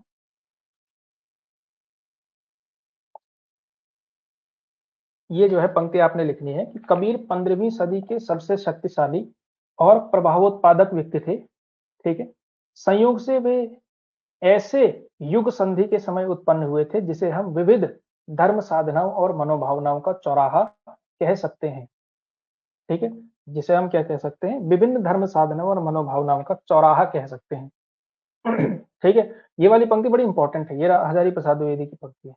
अभी आपको पता है ना कि जैसे कबीर के बारे में यह पंक्ति किसकी है, ये वाला जो है काफ़ी पूछा जाता है। तो ये जो है आप नोट करिए इसको कि कबीर 15वीं सदी के सबसे शक्तिशाली और प्रभाव उत्पादक व्यक्ति थे। संयोग से भी ऐसे युग संधि के समय उत्पन्न हुए थे जिससे हम विविध धर्म साधना और मनोभावनाओं का चौराहा कह सकते हैं। ठीक है, ये जो है हजारी प्रसाद द्विवेदी जी का एक महत्वपूर्ण कथन है। ठीक, इसके अलावा कबीर के जो ग्रंथ हैं, कबीर के ग्रंथ जो है सबसे प्रमाणित जो स्वरूप है कबीर की कविता का वो आदि ग्रंथ में मिलता है। आदि ग्रंथ यानी गुरु ग्रंथ साहिब। ठीक है, गुरु ग्रंथ साहिब जो है जो सिखों का पवित्र सिख उनकी पवित्र पुस्तक है। ठीक है, पवित्र ग्रंथ है, धार्मिक ग्रंथ। तो वो जो है आदि गुरु ग्रंथ साहिब, उसमें कबीर के पद मिलते हैं और ऐसा माना जाता है कि सबसे प्रामाणिक पद अगर कोई कबीर के हैं तो वो वही है जो आदि ग्रंथ में है। ठीक है, जो गुरु ग्रंथ साहिब में है, तो उसमें जो है कबीर के बहुत सारे पद मिलते हैं। ठीक, इसके अलावा आप भी जानते हैं श्याम सुंदर दास, ये इंपॉर्टेंट है, याद रख लेना। कबीर ग्रंथावली का संपादन किसने किया? श्याम सुंदर दास ने किया। ठीक है, इतना याद रख लेना। और ये जो है बीजक का जो इन्होंने मूल्यांकन किया है कि रमैनी में क्या है, इसमें क्या है, इसमें क्या है। तो रमैनी, इनके 3 हिस्से आप भी जानते हैं, बीजक में 3 हिस्से हैं, साखी, शबद और रमैनी।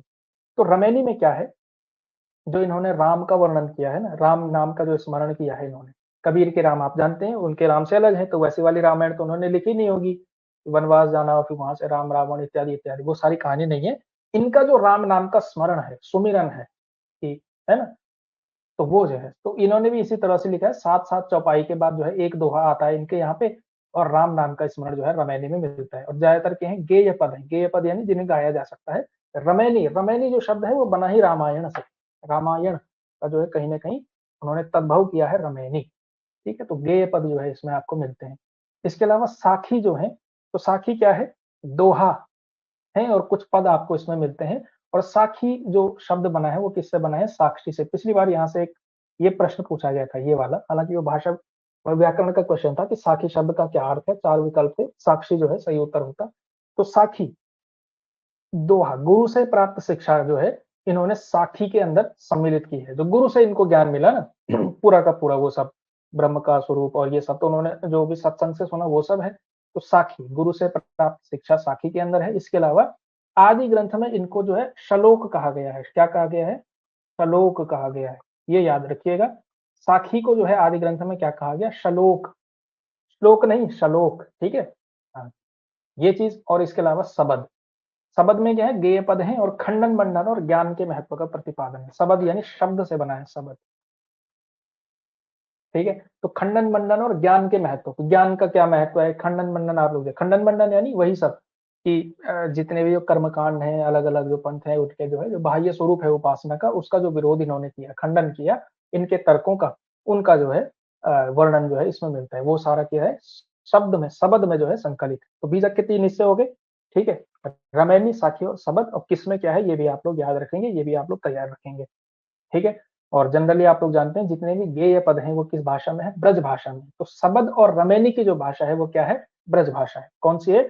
शबद और रमैनी की भाषा क्या है? ब्रज भाषा है। साखी की जो भाषा है वो है आपकी कौन सी? जैसे सधोकड़ी कहा है ना रामचंद्र शुक्ल ने, जिसे पंचमेल खिचड़ी भी कहते हैं, ये सधोकड़ी भाषा है, पंजाबी मिश्रित खड़ी बोली है, वो साखी की भाषा है। ठीक है, तो बीजक जो है इस तरह से। इसके अलावा एक और मूल्यांकन आपको नजर आता है जो हजारी प्रसाद द्विवेदी जी ने किया, कि बीजक में अनेक पद जो है प्रक्षिप्त हैं। प्रक्षिप्त समझते हैं, यानी कि बाद में किसी ने ऐड कर दिया। ठीक है, इन्हें जो है कबीरपंथी साधुओं ने बाद में जोड़ा। ये भी जो है हजारी प्रसाद द्विवेदी जी मानते हैं कि बीजक जितना बड़ा है उतना दरअसल हो सकता है कि कबीर ने वो सारे पद न लिखे हों। बहुत सारे जो है कबीर के नाम से चलते जरूर हैं, लेकिन उन कबीर की दरअसल नहीं है। जैसे मैं आपको, आपने भी सुना होगा कि हमन है इश्क मस्ताना, हमन को इंतजारी क्या, हमारा यार है हम में। ये जो है पंक्तियां आपने सुनी है, कबीर के नाम से चलती हैं। हमन है इश्क मस्ताना, हमन को इंतजारी क्या, ये जो पंक्ति चलती है। तो ये मैं भी खुद काफी समय तक मानता था कि भाई कबीर ने क्या कमाल का लिखा है, तो गजल का प्रयोग आपको दिखाई देता है। फिर एक दिन क्या हुआ, एक कबीर के बहुत बड़े अध्येता हैं पुरुषोत्तम अग्रवाल सर, प्रोफेसर पुरुषोत्तम अग्रवाल, जेएनयू में जो है रहे, और कबीर पर इनकी पीएचडी है। बहुत गहरा काम, बहुत लंबा काम इनका है। ठीक है, तो अभी भी तो यूट्यूब पर इनका एक वीडियो था जिसमें उन्होंने सबसे पहले यही स्पष्ट किया कि ये जो पंक्तियां हैं ये जो है कबीर की हैं ही नहीं। ठीक है, और फिर मुझे भी लगा जो इन्होंने तर्क दिया भी, इन्होंने कहा कि ये जो भाषा आपको नजर आ रही है ना, ये कबीर के समय पे ऐसी भाषा थी नहीं जो इन पंक्तियों में है।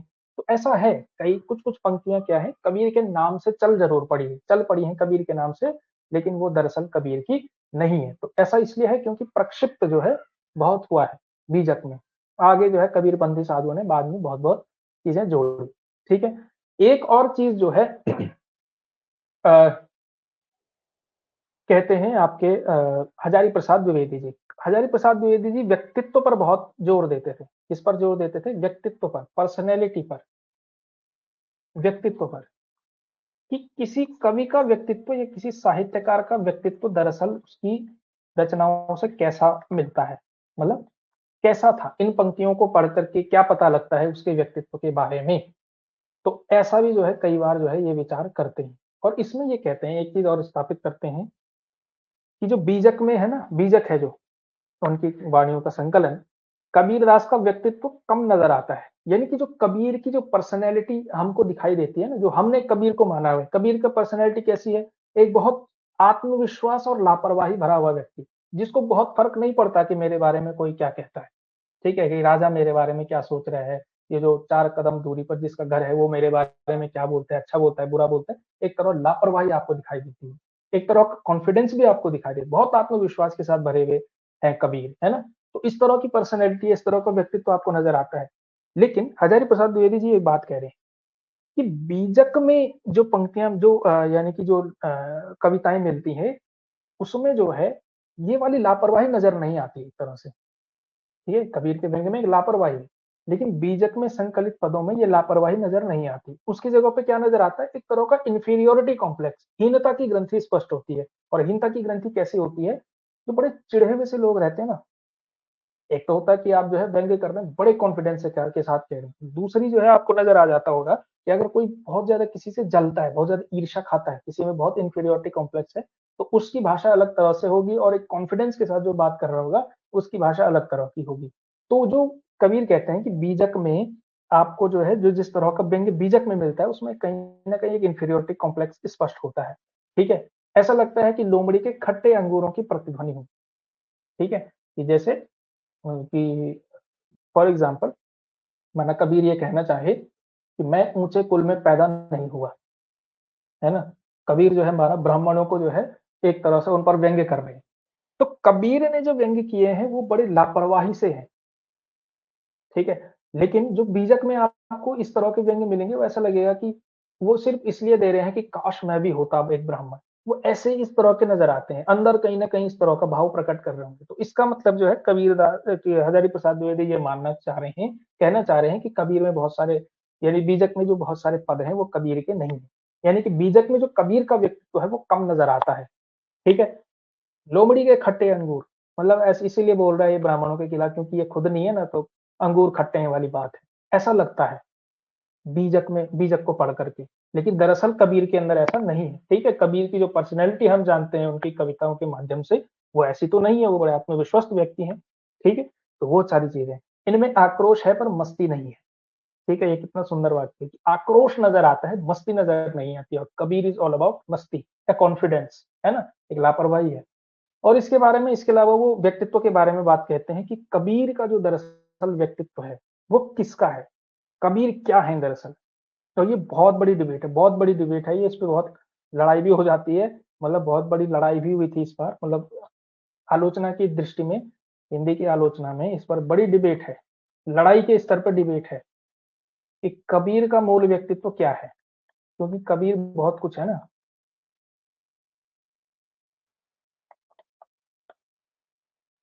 क्या है? कबीर का मूल व्यक्तित्व क्या है? अब ये चीज़ आपको किसी गाइड में मिलेगी? ये भी तो इसीलिए मैं कह रहा हूँ, ठीक है? ये चीज़ आपको किसी गाइड में नहीं मिलेगी कि कबीर का मूल व्यक्तित्व क्या है? और मूल व्यक्तित्व व्हाट इज़ मूल व्यक्तित्व? गाइड साइलेंट हो जाती है इस पर, ठीक है? इसीलिए मैं कह रहा हूँ जो प्रामाणिक सोर्सेज़ हैं उससे पढ़िए। कबीर का मूल व्यक्तित्व जो है क्या है? कबीर जो है एक तरह से समाज पर कटाक्ष भी करते हैं। तो क्या कबीर एक समाज सुधारक हैं? ठीक है? कबीर एक कवि भी हैं, कवि तो हैं ही, कविताएँ लिखते हैं तो कवि हैं ही। कबीर भक्त भी हैं, ठीक है? और कबीर क्योंकि जाति व्यवस्था का विरोध भी करते हैं इस तरह से, तो क्या वो जो है एक तरह से आप कह सकते हैं कि जाति के विरोध में लड़ने वाला जो व्यक्ति है उसको आप कह सकते हैं एक तरह के एक्टिविस्ट, समाज सुधारक में आगे खैर वो चीज, या फिर एक दो चीजें और आप जो है मान सकते हैं, है ना। या फिर चलो एक चीज और मान सकते हैं कि क्या जुलाहा है, क्योंकि भाई ही वाज ए वीवर, काम तो यही करते थे, जो पैसा आता था वो जुलाहा काम करके ही आता था। तो कबीर का मूल व्यक्तित्व दरअसल क्या है, दरअसल कबीर क्या है, और ये बहुत बड़ी डिबेट है। हजारी प्रसाद द्विवेदी जी ये मानते हैं कि कबीर मूलतः भक्त है। मूलतः क्या है, भक्त है। अब वो कैसे उस पे इस जजमेंट पे आते हैं, वो कहते हैं कि जब उनकी जो समाज सुधारक वाली है, या फिर जो खंडन मंडन वाली चीजें हैं, या फिर इन्होंने इस तरह की जो बातें कही हैं, इसमें उस लेवल की मस्ती नहीं दिखाई देती, इतना झूमते हुए नहीं दिखाई देते कबीर इन तरह की पंक्तियों में। लेकिन जब वो भक्त होकर के, जब ईश्वर की साधना में लीन होते हैं, तब जो उनका व्यक्तित्व निखर करके आता है ना, वो बात, वहां पर जो है आपको कबीर की वो पंक्तियां बहुत अलग तरह के नजर आएंगी, उसमें बहुत मस्ती आपको नजर आ जाएगी। तो इस वजह से कबीर क्या है, मूलतः भक्त है। ये जो विचार प्रकट किया है, ये हजारी प्रसाद द्विवेदी जी का विचार है। क्यों कहा इन्होंने कबीर मूलतः भक्त हैं, क्योंकि जो उनकी भक्ति परक, जिसमें उन्होंने भक्ति की बात कही है ना, वो पंक्तियां बहुत अलग ही तरह की है, बहुत अलग जो है मतलब शाइन करती है। उसका जो है शिल्प है, जो उसका वाक्य विन्यास है, उसमें जो कबीर जिस तरह से झूमते हुए नजर आते हैं, वो जो है अलग ही स्तर पे बात है। वो समाज सुधारक वाली पंक्तियों में नहीं आते, या जुलाहा का उलट बांसियों में नजर नहीं आते। ये एक और चीज कर सकती कि वो नाथ संप्रदाय से हैं, तो नाथ संप्रदाय से संबंधित उन्होंने पंक्तियां कही, उसमें भी उस तरह से नहीं नजर आते। कवि के रूप में भी उतना खुल करके नहीं आते, लेकिन भक्त के रूप में जो इन्होंने पंक्तियां कही, वो सबसे अच्छी, ये जो है मूल्यांकन हजारी प्रसाद द्विवेदी जी ने प्रकट किया। ठीक है, तो ये जो है इन्होंने ऐसा कहा है इसके इनके बारे में। ठीक है, तो ये चीज जो है आपको जरूर नजर याद रखनी है कि कबीर मूलतः भक्त हैं। वे निरर्थक आचार्यों को व्यर्थ समझते हैं और झूठी बातों को प्रधानता, सॉरी झूठी बातों, अच्छा हाँ सॉरी, निरर्थक आचार्यों को व्यर्थ समझते हैं जो झूठी बातों को प्रधानता देते हैं।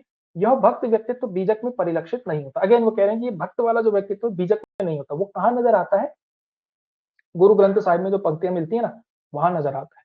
तो ऐसा भी है ही, क्योंकि बीजक का बहुत बड़े डिबेटेबल चीज है बीजक, कि क्या इसमें जो है बहुत सारी चीजें प्रक्षिप्त है, कितना प्रमाणिक इसे माना जाए, कितना नहीं माना जाए। तो कबीर के जो दरअसल बहुत गंभीर अध्येता है, वो बीजक को बहुत प्रमाणिक नहीं मानते। ये बड़ी रोचक बात है कि कबीर का जो संकलन माना जाता है बीजक, उसको जो है कबीर के का अध्ययन करने वाले, गंभीर अध्ययन करने वाले, पूरी दुनिया में जो है कबीर का अध्ययन होता है, लेकिन बीजक को जो है बहुत सीरियसली नहीं लिया जाता।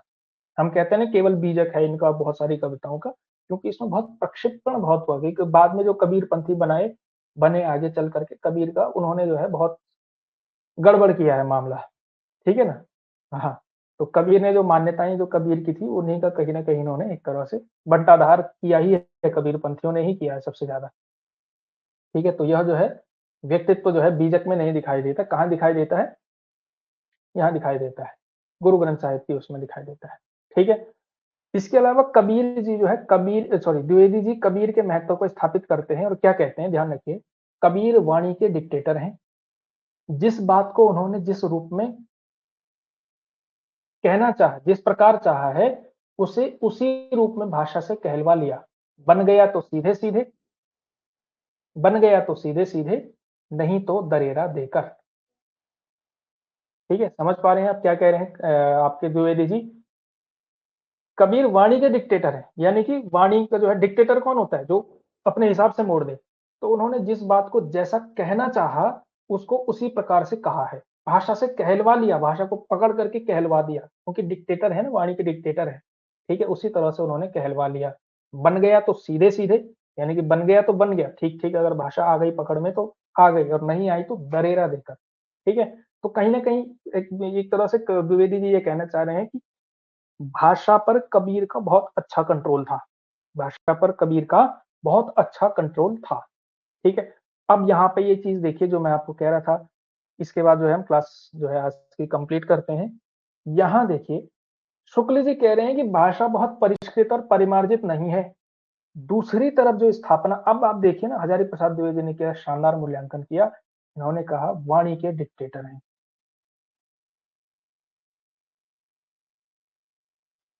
और कबीर का जो है जो कंट्रोल इस लेवल का है कि जैसा चाहा उन्होंने भाषा को वैसे भाषा को जो है मोड़ दिया। तो ये चीज़ आप देख पाते हैं कि भाषा को एक तरफ एक आलोचक क्या कह रहा है, वाणी का डिक्टेटर, दूसरा कह रहा है भाषा परिष्कृत और परिमार्जित नहीं थी। दूसरी तरफ कबीर के व्यक्तित्व पर अगर हजारी प्रसाद द्विवेदी जी का एक देखेंगे आप, कबीर के व्यक्तित्व पर इतना अच्छा और इतना गंभीर विचार शुक्ल जी ने नहीं किया जितना पर द्विवेदी जी ने बहुत अच्छा मूल्यांकन किया है।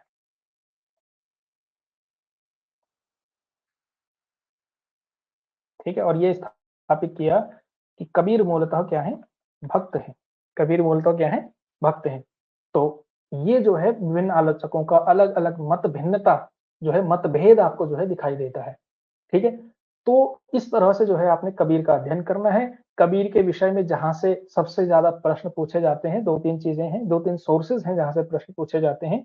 जो कविता की पंक्तियां हैं, एक हैक मैं आपको दे देता हूं। हैक ये है कि कबीर के बारे में, यानी कि मतलब किसी भी कवि की सबसे ज्यादा इंपॉर्टेंट पंक्तियां हैं वो हैं जो रामचंद्र शुक्ल की किताब में मेंशन है। ठीक है, सारी की सारी पंक्तियां हमने आज पढ़ी हैं, वो उतनी ही है शुक्ल जी की किताब में लिखी हुई, वो हो गई। इसके अलावा कुछ-कुछ जो है जो द्विवेदी जी के इसमें शामिल हैं, वो हम कल भाषा पे थोड़ा-सा और बात करेंगे, कबीर के बारे में 1-2 छोटे-छोटे पॉइंट रह गए, वो बात करेंगे। और इसके अलावा थोड़ा-सा श्याम सुंदर दास, जो कबीर ग्रंथावली है, उससे थोड़ी-सी बात करेंगे, थोड़ी-सी चीज़ें उठाएँगे वहाँ से, उठाएँगे मतलब एज़ इन थोड़ा कुछ लेंगे वहाँ से, फिर वो जो है हमारा कबीर का अध्ययन जो है कंप्लीट हो जाएगा। ठीक है? तो आई होप आपको जो है लगा होगा कि ये लेक्चर थोड़ा-सा लेक्चरर के लेवल का जो है मैंने डिज़ाइन करने का प्रयास किया कि उसी के लेवल के हिसाब से डिज़ाइन किया है कि जो प्रमुख सोर्सेज़ हैं आपके, एक कॉन्सेप्चुअल क्लैरिटी के साथ, ठीक है? एक जो है आपकी समझ बने विषय को लेकर के, कवि को लेकर के, केवल रट कर के काम ना चले, इस तरह से जो है पढ़ाने का प्रयास किया गया है। इस प्रकार से जो है हम डेली का अध्ययन करने वाले हैं। ठीक है? तो आज की क्लास आपको अच्छी लगी होगी, ये उम्मीद करता हूँ, ठीक है? समझ में भी आई होगी, ये भी उम्मीद करता हूँ। किसी भी प्रकार की समस्या आपने जो है चैट बॉक्स में आप कह सकते हैं, जो जहाँ पर डाउट है आपको, या फिर नहीं है तो व्हाट्सएप का ग्रुप बन जाएगा इसमें, ठीक है, अलग से, तो वहाँ पर जो है आप चीज़ें पढ़ सकते हैं, ठीक है? और इसके अलावा क्लास का समय 7 पीएम, डेली 7 पीएम होगा, ठीक है? संडे की छुट्टी हो सकती है, होगी ही फिलहाल तो, वरना बाद में जो है हम कवर करने के प्रयास में वो सारी चीज़ें हैं, लेकिन 6 दिन जो है क्लास ज़रूर होगी। इसके अलावा टॉपिक समाप्त होने पर जो है समय-समय पर आपको कुछ एमसीक्यूज़ भी दिए जाएँगे, क्योंकि आपके ऑब्जेक्टिव लेवल पर प्रश्न ऑब्जेक्टिव ही होना है आपका, तो उस तरह की तैयारी जो है हमको करनी है, ठीक है? तो बहुत चिंतित होने की ज़रूरत नहीं है कि स्क्रीनिंग होगा, नहीं होगा, कैसे होगा, क्या होगा? तैयारी करिए अपनी, आपको जहाँ भी जानते हैं कि सब्जेक्ट तो आपका होगा ही होगा, मेंस तो होना ही होना है, ठीक है? अभी हो, बाद में हो, स्क्रीनिंग हो ना हो, वो चीज़ अलग है, लेकिन मेंस होना ही होना है। चीज़ें आपने ज़रूर पढ़नी ही पढ़नी, ठीक है? तो ये सारी चीज़ें, ठीक है? हाँ, जो पीडीएफ है, पीडीएफ आपको जो है इसकी प्राप्त हो जाएगी, इसकी आपको चिंता करने की ज़रूरत नहीं है, ठीक है? वैसे अगर आप अभी आपके पास समय है, ठीक है? अभी आपके पास टाइम है, तो मैं आपको ये कह रहा हूँ कि जब आप लाइव क्लास अटेंड करते हैं, तो खुद भी अपने नोट्स जो है साथ ही साथ बना दिया कीजिए। इससे होगा क्या, आपके जो है अपनी हैंडराइटिंग में आपके पास नोट्स उपलब्ध होंगे, तो अपना जो तैयार किया हुआ मटेरियल होता है ना, अपनी हैंडराइटिंग में, अपने स्टाइल से, अपना अप्रोच आपको दिखाई देता है उसमें, तो उससे फ़ायदा ज़्यादा होता है। लेकिन फिर भी जो इम्पोर्टेंट चीज़ें, जो पीडीएफ है, जो पंक्तियाँ-वंक्तियाँ हैं, वो तो सब, वो पीडीएफ जो जिससे मैंने वो जो कंटेंट तैयार करके लाया था, वो पीडीएफ आपको प्राप्त हो जाएगी, उसकी चिंता करने की ज़रूरत नहीं है। इसके अलावा जो क्लासेस जहाँ पर होती हैं, जो चीज़ें लिखाई जाती हैं, जो चीज़ें बताई जाती हैं, उसको साथ ही साथ आप नोट भी करते रहिए अपनी भाषा में, जैसे भी आप करते हैं, ठीक है? इस तरह से हम पढ़ते रहेंगे, आराम से करेंगे, कंसिस्टेंसी के साथ। सिलेबस बड़ा ज़रूर है, लेकिन बहुत बड़ा नहीं है, इतना बड़ा नहीं है कि हम उसे जो है पूरी तरह ना पकड़ सकें, कंप्लीट करेंगे, रिविज़न के साथ करेंगे, ठीक है? आराम से पढ़ते रहिए और खुश रहिए, ठीक है? चलिए, आज की क्लास में इतना ही, शुभ रात्रि।